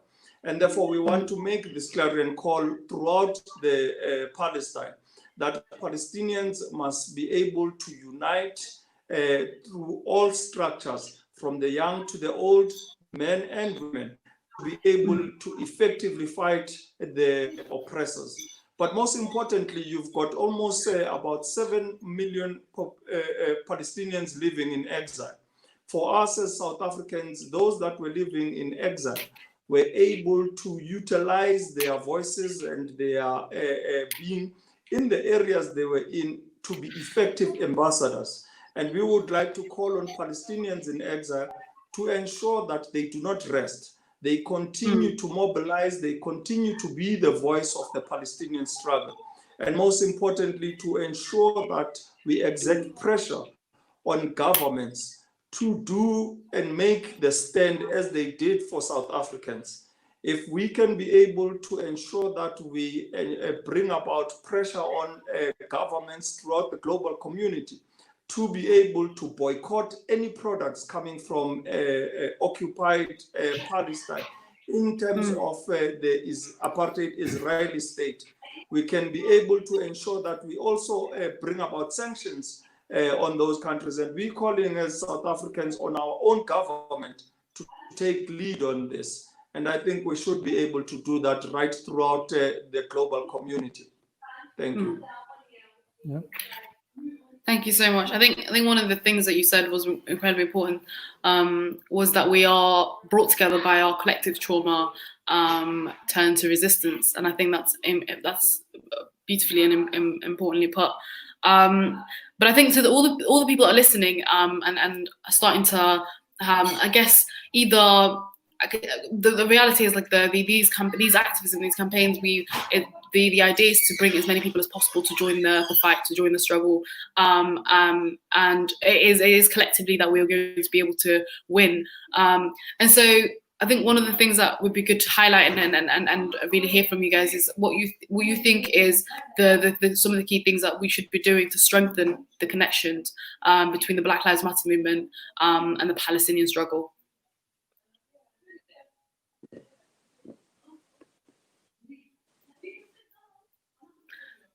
And I'll pass over to Sinyako. Would you like to start? Yeah, I'll start. Thank you. Talked about it a little bit before, but I think finding the targets that we have in common, like G4S, for example, right, and then crafting campaigns together along those lines, and also just the work, getting the organizations together. My organization, the Malcolm X Grassroots Movement, we have a very strong relationship, for example, with the Palestinian Youth Movement, which is an international organization of Palestinian youth. And, we've done a lot of work together over the years, participated in summer schools together, joint political education endeavors and things of that nature. But I also think finding ways of strengthening solidarity just on a regular, like people to people level, right, and building relationships is going to be critically important. And then also, there's also struggle. We can't hide that there's struggle amongst our people too from time to time. But those relationships and us getting to know each other is going to be a key factor, and highlighting those targets that we have in common and working together against those targets and building a relationship on that basis, I think is going to be a good way towards building actual joint struggle and solidarity. Absolutely, and I think it isn't just like that trauma. It's that collective pain that really links us around the world, and I think is so incredibly important. Is there anything you would like to add, Professor Hatim? Yeah, I think we have a number of things that we need to layer. One, I think it's very important for us to develop a curriculum that actually shapes our consciousness, because if you don't create your own story, you're going to take the master narrative and begin to operate. So that's very important. Second is what we need to link in some specific ways to campaigns that actually get us to be engaged, whether it's a boycott, divestment campaign, a critique of the military-industrial complex, a critique of the prison-industrial complex, a critique of the continued commodification of the global South. We need to ask and call for reparation, not only for Blacks in America, but the Southern Hemisphere. I just mentioned that France still extracts almost $500 billion annually from taking the 14 Francophone countries' requirement to deposit their money in French treasury. That is a massive contemporary colonial discourse. So we need to make sure that as we are dealing with this, that we don't fail into it. The last, I think we need to challenge the organizations in our own countries that facilitate this. In the US, we deal with the ADL, which actually the Anti-Defamation League, that is connected to sending 15,000 police officers to be trained in Israel. And I think in the UK, you have similar type of organizations that need to be challenged. Just like you cannot, people who said that they want to be progressive except on South Africa, they want to be progressive except in El Salvador, they want to be progressive except on Vietnam.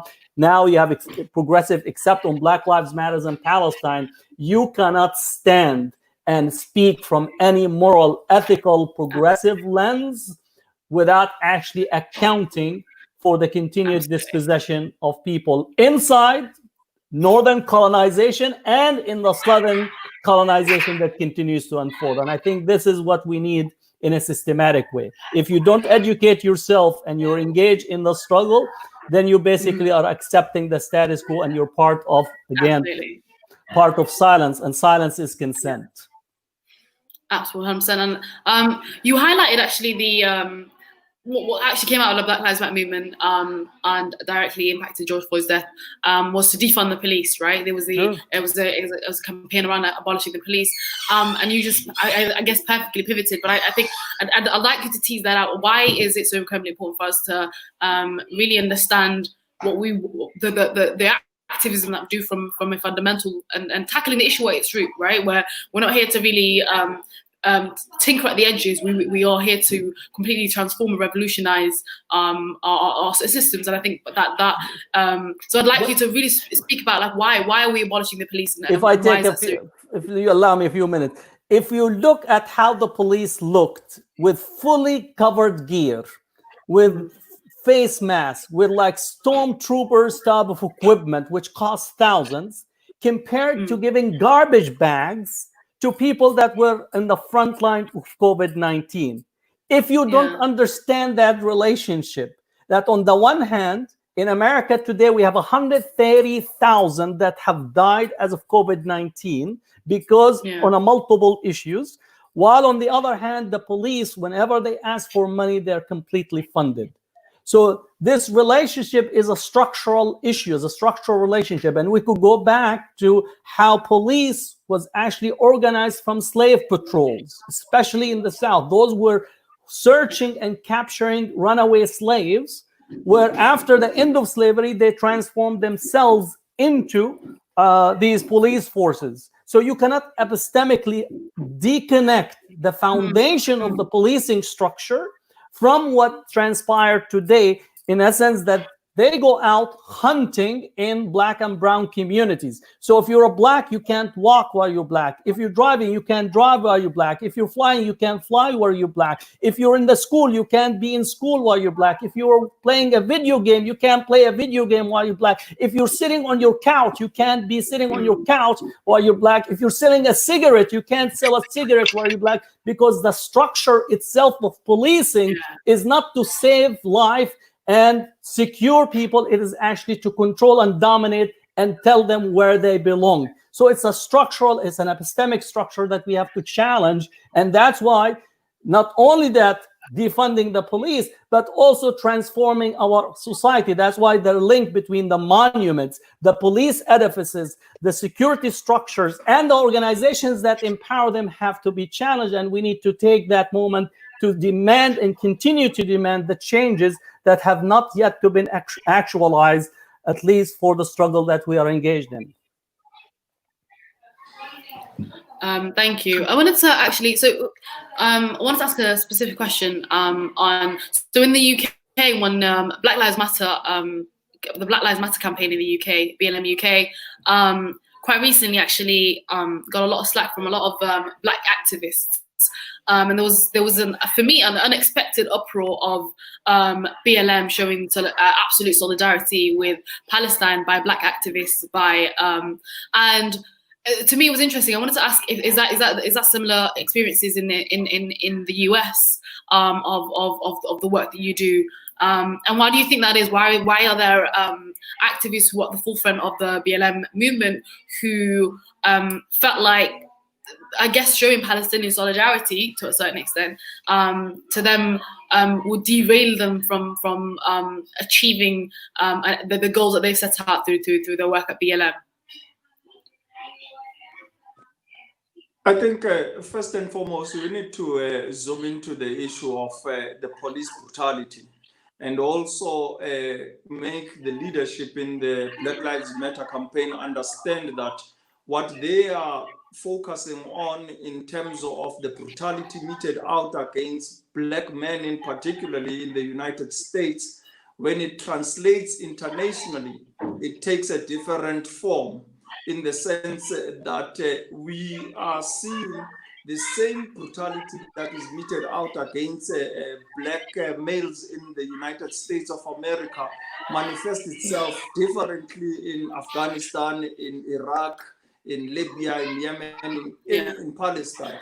And therefore, they need to, as they did during the civil rights movement period, they were able to come internationally and align themselves with international struggles and be able to champion the cause of oppressed nations around the world. And I think that this is the big opportunity that the Black Lives Matter leadership can be able to see, that they've given a platform, particularly for oppressed nations throughout the globe, to utilize this period to take a stand and be able to be the voice of change.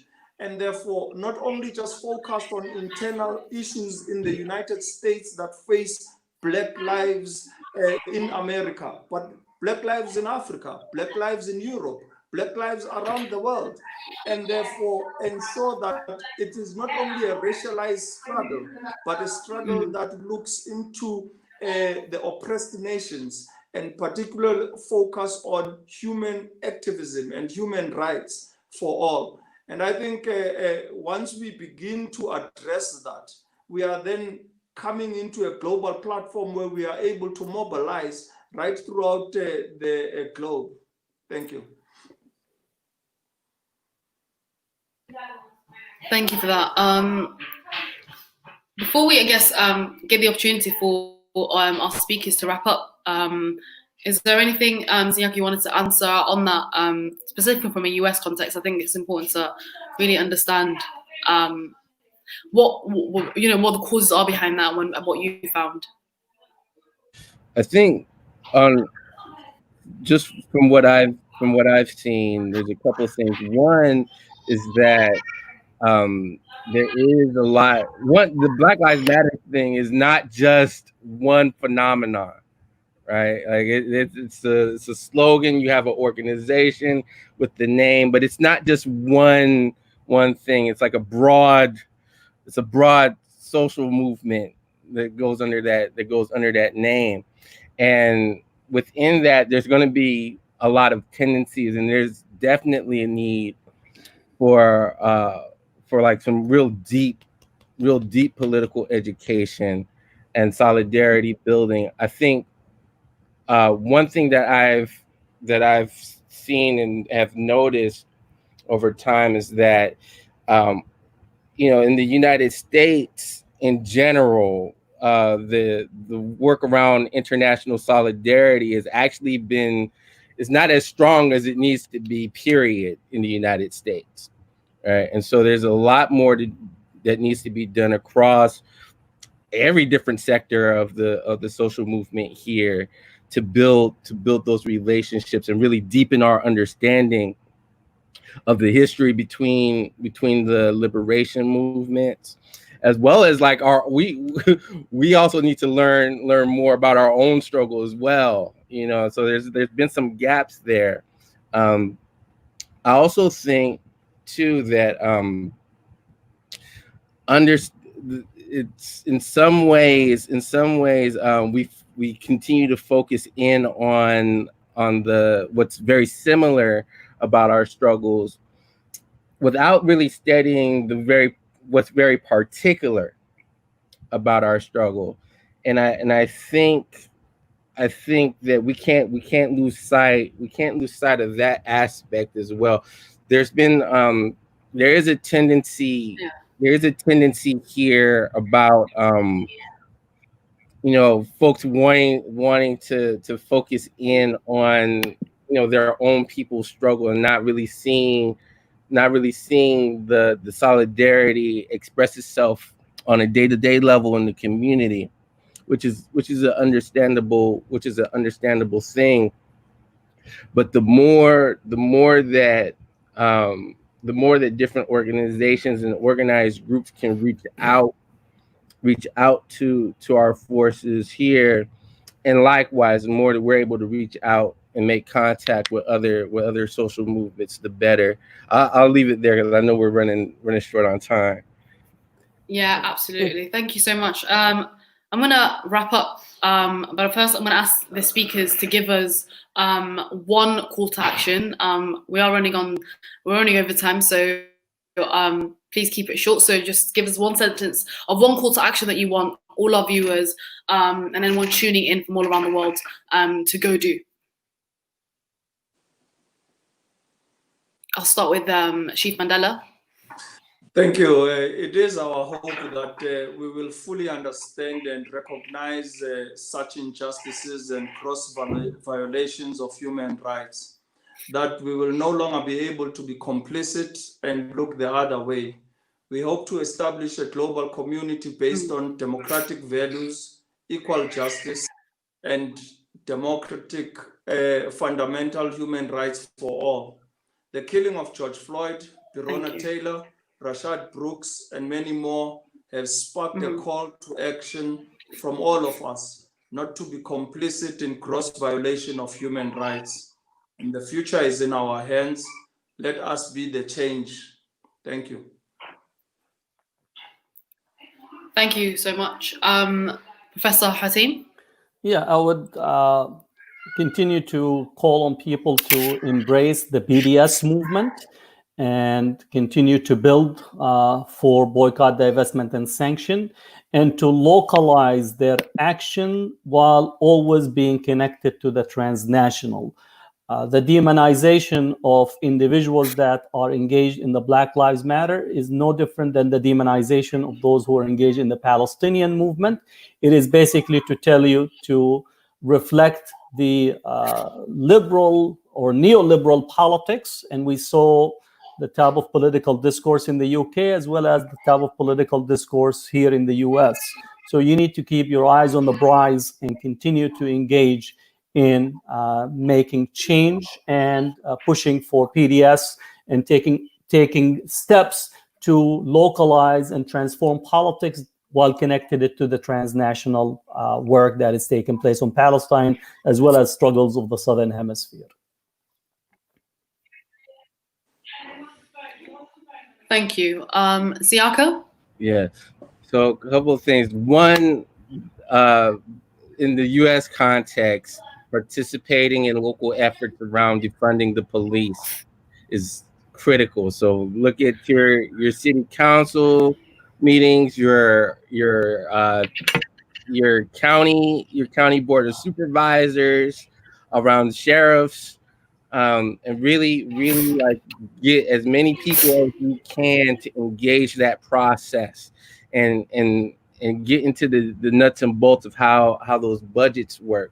The other thing is that, we really need to focus in on bringing our political prisoners home. One in particular that I will mention, Dr. Mutulu Shakur, who unfortunately is suffering from bone cancer and is being illegally held past his parole date. It's been 4 years now that he was supposed to have been released. For more information on that, please visit www.mutulushakur.com. Thank you very much.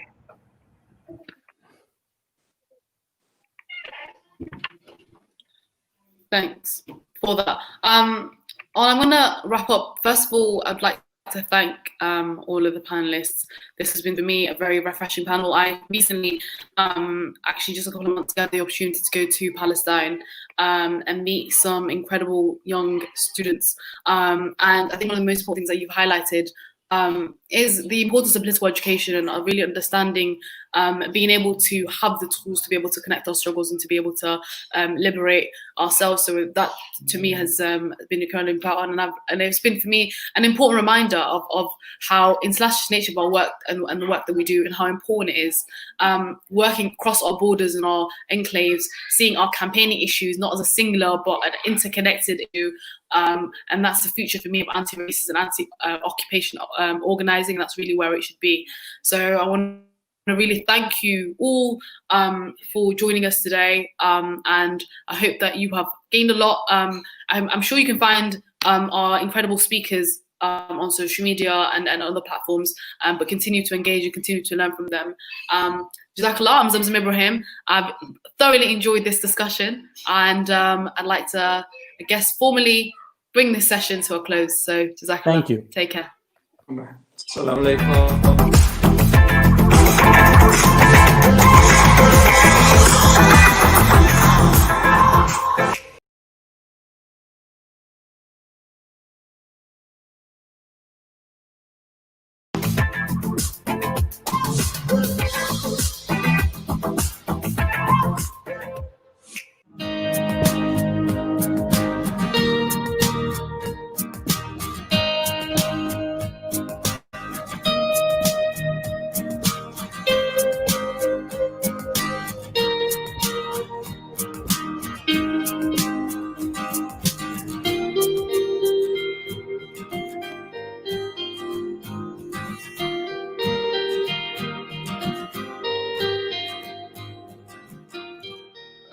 معكم الشيف مؤيد علي هنا من طول كرم. I am the Palestinian chef Muad Ali.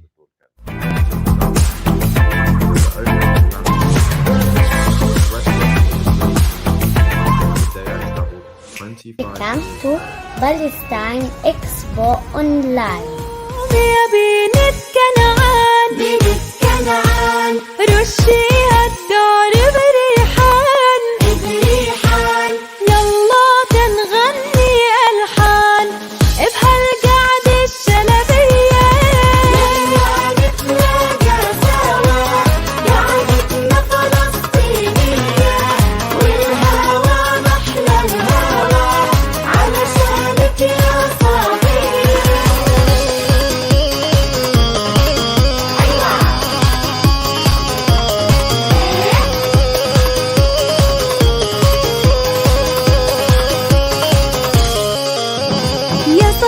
جمعي عالنبي زيد الصلاة من الجودة جايب معي كعكك سمسمنا أذكار من ميارتنا بيافا أنا جبت لكم برتقال عروس البحر يافا على حسنك الله الله والهوى محلى الهوى علشانك يا صبية قومي يا دينة كنعان رشي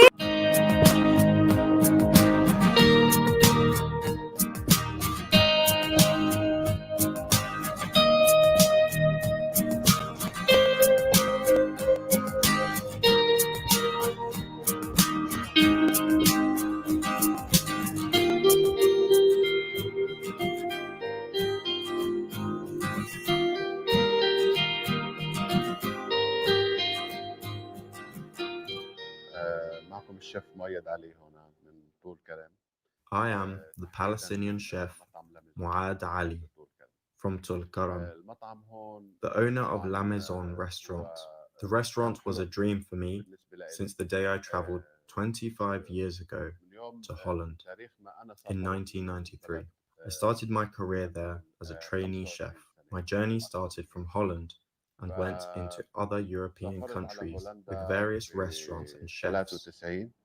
بدأت حياتي من هولندا كشيف متدرب في المطاعم في هولندا، وبدأت الرحلة بدأ السفر من هولندا لعدة دول أوروبية والعمل في عدة مطاعم مع شيفات مختلفين في أوروبا. الحمد لله رب العالمين توفقت كثير في هذا المجال، في مجال عملي كشيف. طبعا عملت في I was successful in this field. I worked at the Hilton Hotel and was classed as the youngest chef at the Hilton Hotel's brand. I worked with many chefs like Gordon Ramsay and Alan Ducasse. In 2016, I returned to Tulkarm. This restaurant was one of my dreams, and its implementation was a challenge in a city like Tulkarm. We suffered a lot at the beginning, as it was on the 7th floor. It presented a real challenge to the design engineers here, as there were a lot of trees and plants to make it look like a real garden. We did this project over 2 years of non-stop work. The restaurant is very nice after completion. وعنينا لأنه هذا الشغل كان جديد بالنسبة للمهندسين عندنا هنا، إنه كيف بدنا نزرع الشجر ونزرع العشب ونزرع الورد كله، وتكون صورة كحديقة على الأرض أكثر من كونها على الطابق السابق. الحمد لله رب العالمين أنجزنا هذا المشروع تقريبا 2 من الشغل المتواصل حتى أنجزنا وعملنا المطعم هنا، مطعم لاميزون. والحمد لله رب العالمين يعني الوضع المطعم فوق الممتاز. الهدف من مطعم لاميزون في طول كرم هو ما كان الهدف إنه business. The goal of the restaurant was not simply a business. When I opened it, I wanted it to be more of a training place for chefs. This has been very successful as we work on international standards. Everything relating to the restaurant is made within it, from sauces to food additives. We are heading towards opening an academy for Palestinian food.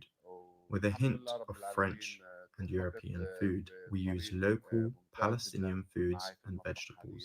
Moving on to my daily program as a chef, I wake up very early, usually at 6:30 a.m. and before I head to the restaurant, I head to the local vegetable market stalls. I look for products that come from villages near Tulkarm. Most of it is seasonal fruits and vegetables. واحنا على يعني متجهين لأكاديمية قريبا لتعليم المطبخ الفلسطيني المدموج بالمطبخ الفرنسي والمطبخ الأوروبي بشكل عام. احنا بنستخدم المواد الفلسطينية، بنستخدم المواد الخضار الموسمية. نحكي عن البرنامج اليومي لإلي أنا كشيف. برنامجي بيبدأ في الصبح بدري، أنا بصحى من النوم تقريبا الساعة 6:30 7 الصبح. Many people plant in their own gardens and come to offer their fruits and vegetables in the market.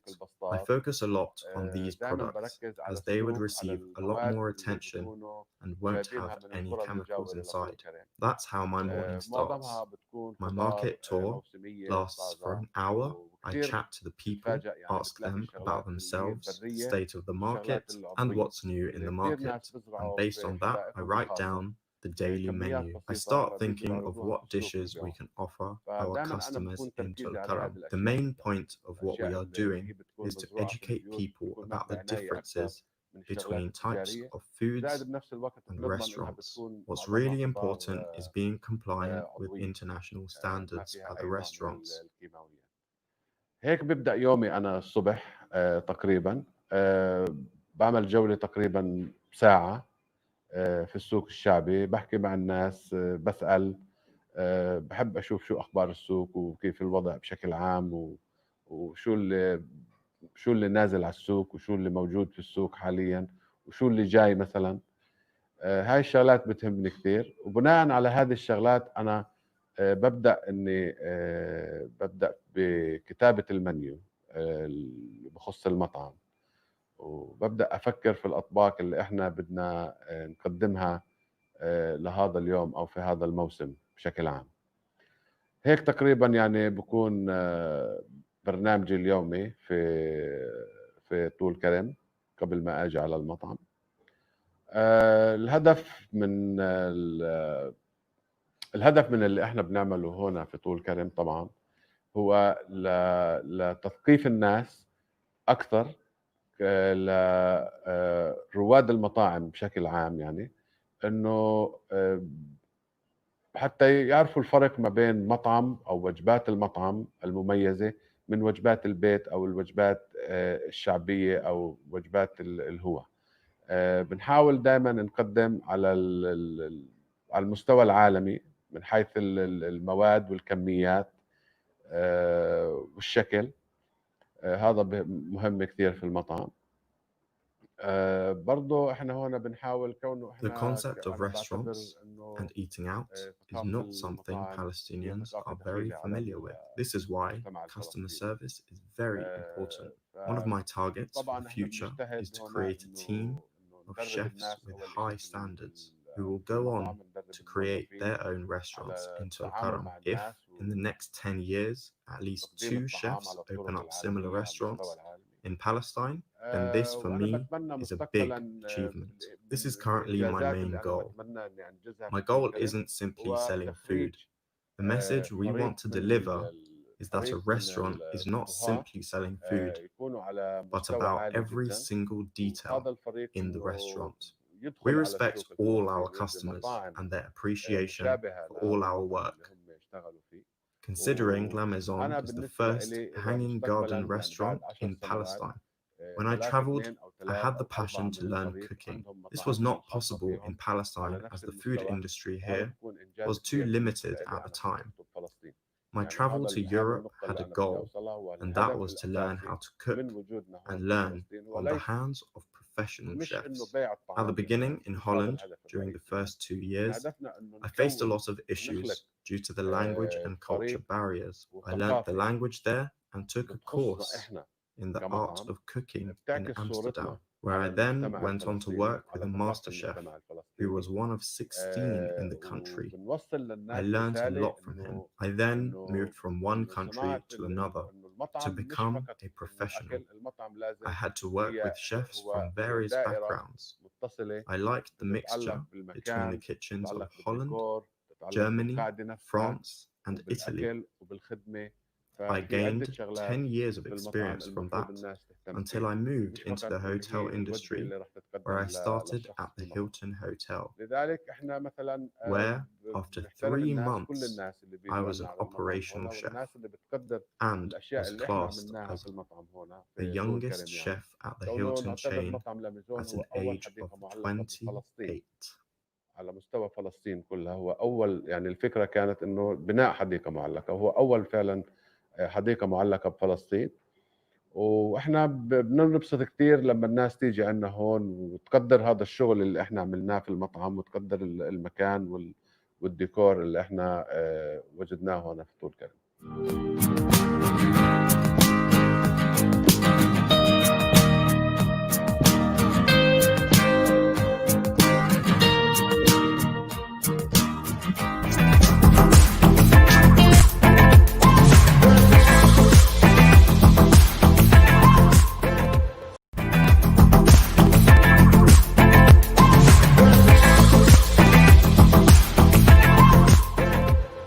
أنا صابرين النجار، والدة شهيدة رزان النجار المسعفة رحمها الله.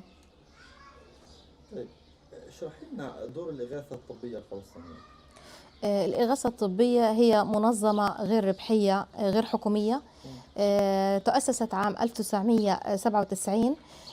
هي تعمل على هي تأسست على يد كوادر طبية، وتعمل على توفير الأشياء الطبية للمواطنين في قطاع غزة بسبب الاحتلال الإسرائيلي. تطوعت رزان في الإغاثة الطبية من خلال تواجدها في مخيمات العودة من 30 آذار. كانت طبعا وجودها في مخيمات العودة هو كان أكبر دليل ودافع أنها تكون متواجدة مع الطواقم الطبية، بما أن الإغاثة الطبية هي أحد الكوادر الطبية، فكان هو السبب الرئيسي أن رزان تكون موجودة في هذا العمل الإنساني. كويس، بدي تحكي لي برضه عن طبيعة دورها، ايش بتشتغل كانت رزان تعمل في الإغاثة الطبية متطوعة، مسعفة متطوعة في الإغاثة الطبية لإجلاب المصابين من نقطة الصفر والتعامل معهم في منطقة الخطر. رزان، هحكي رزان كطفلة. رزان مثلها مثل أي طفلة، بس كان بيميزها أيضا الحب والعاطف الزيادة والتمسك بالعائلة، كانت تحب كتير العائلة. رزان دائما يعني كانت بتحب انها تكون متواجده بين افراد الاسره، بتحب الغير، بتحب تساعد، بتحب تكون دائما في خط المواجهه الاولى، بتحب دائما تظهر نفسها. شخصيتها قويه جدا، شخصيتها جريئه، ما بتخاف من حدا، بالعكس هي كمان بتحب الحق جدا وبتحب قضيتها الفلسطينيه، بتحب الكوادر الطبيه، بما انها قبل ما تلتحق بالكوادر الطبيه كانت برضه تحب الكوادر الطبيه. رزان الإنسان، رزان البنت اللي عندها أحلام وطموحات إنها تكبر وتكمل حلمها، تتزوج ويكون لها أطفال وأسرة، إنها تكمل توصل يعني لأكثر مراحل في التعليم، إنها كانت حلمها إنها تكمل في مجال التمريض، توصل لمراحل أكثر من اللي كانت فيها هي. فطبعا الاحتلال الإسرائيلي سرق حلمها وقتلها بدم بارد بدون أي حق. ليش رزان حكيت لك وكان بدها وعندها إرادة إنها تصير متطوعة؟ ليش حابة كانت تتطوع؟ أول شيء يمكن السبب الرئيسي بأن نحن منطقة حدودية، واحنا كان كثير اجتياحات دائما، واحنا دائما كنا نطلب دائما الاستغاثات دائما من الطواقم الطبيه، وهذا كان عندنا بما ان احنا منطقه مهمشه وحدوديه، فكان صعب الوصول للمناطق الطبيه، فكانت هي عندها يعني حب انها تكون بتعرف عن الطواقم الطبيه، بتعرف في مجال الطب يعني او الاسعافات، حتى تقدر انها تساعد يعني الناس اللي بتبقى مصابه، لان بتقعد مسافه كبيره لما تجينا الاسعاف لما يكون للمنطقه تبعتنا. فاكر اللحظة اللي قالت لك فيها بدي أصير متطوعة؟ أنا فوجئت في نفس اليوم 30 أذار الصبح بتحكي لي بدي أطلع أنا اليوم. كانت هي عندها دوام بالمشفى وروحت بالليل، فما قالتليش بالليل، قالت له الصبح لقيتها لابسه، بقول لها انت رايحه وين؟ قالت لي انا بدي اروح كمسعفه. بقول لها وين بدك تروحي؟ قالت لي على مخيمه العوده. ويعني انا ما قدرتش ارفض لها طلب، لان يعني هذا عمل انساني اول شيء، وانا يعني العمل الانساني هذا والتطوعي له عده اسباب، وانه هو انتمائها، لان احنا انتمائنا من العيله ان احنا عندنا العمل التطوعي هذا يعني غريزه فينا، يعني انا مربيها من صغر ان العمل الانساني والعمل التطوعي هذا يعني البرنامج الاول في حياتنا، فكان لازم احكي لها طبعا لازم تروح، وفعلا هي راحت كمسعفه وانا رحت كمتظاهره سلميه. شو الرسالة اللي حابة توصليها للي بيسمعك وبشوفك؟ اول طبعا شيء بدي اشكرهم جميعا انهم بيسمعوني، طبعا هذا إن دل بدل ان احنا فعلا احنا ناس صادقين، وان احنا فعلا الشعب المحاصر المحتل من قبل الاحتلال الاسرائيلي، وايمانهم القوي بقضيتنا العادله. طبعا بتمنى منهم انهم يقفوا بجانبنا ويدعمونا حتى نحاول نحرر اراضينا ورفع الحصار عن الشعب الفلسطيني، ورفع الانتهاكات اللي بتصير في حق الفلسطينيين والمسعفين بالاخص.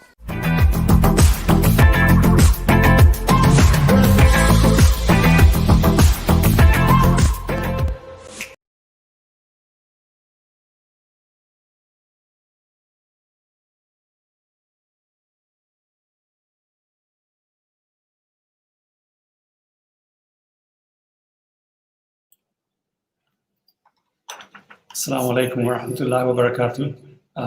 Alhamdulillah, we've had an amazing 2 days of Palestine Expo. When we started this planning process, we thought we might not be able to reach out to the people because of the coronavirus and the fact that we'll be only on social media. But I would like to thank each and every one of you, your tens of thousands of people who have joined us over the past 2 days. On Saturday alone, we had 135,000 people visit us on social media, and today we've had over 300,000. That's bringing a total of 435,000 viewers over the past 2 days. That is not including the television channels and the radio stations that have broadcasted the events over the past 2 days. So a great, heartfelt thank you to each and every one of you.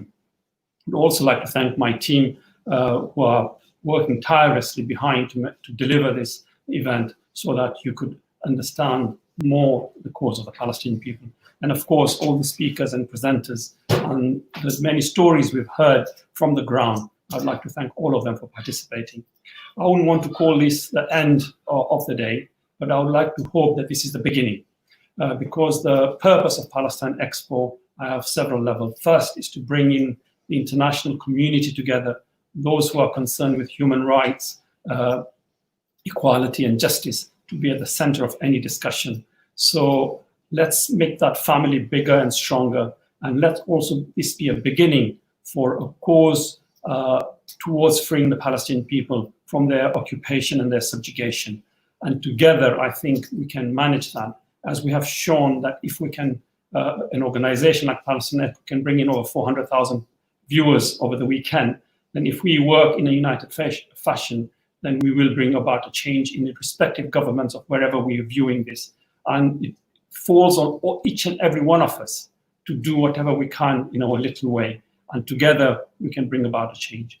I don't want to take too much of your time. I know you have spent a lot of time over the weekend listening, learning, being informed, properly informed about the issue.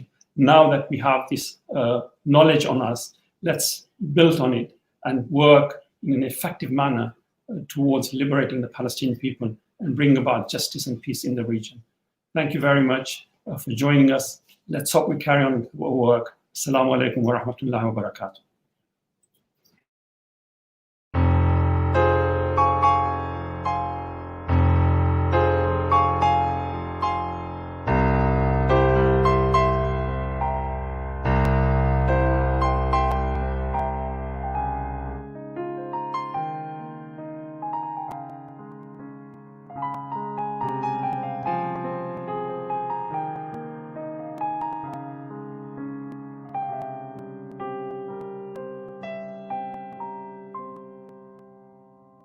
موطني موطني الجلال والجمال والسناء والبهاء في رباك في رباك والحياة والنجاة والهناء والرجاء في هواك في هواك هل أراك سالما منعما وغانما مكرما سالما منعما وغانما مكرما هل أراك في علاك تبلغ السماك تبلغ السماك موطني موطني موطني موطني الشباب لن يكل همه أن يستقل أو يبيد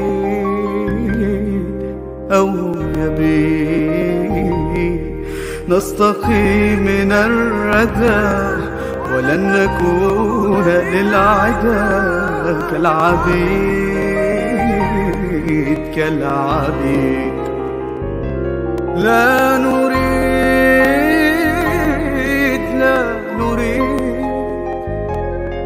ذلنا المؤبدا وعيشنا المنكدا ذلنا المؤبدا وعيشنا المنكدا لا نريد بل نعيد مجدنا التاريخ مجدنا التاريخ موطني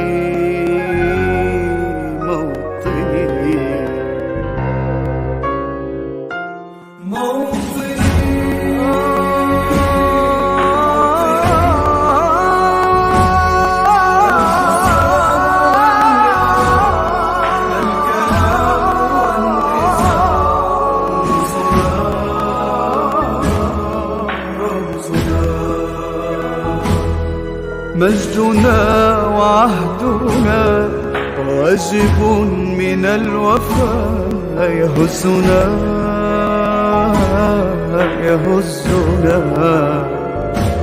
عزنا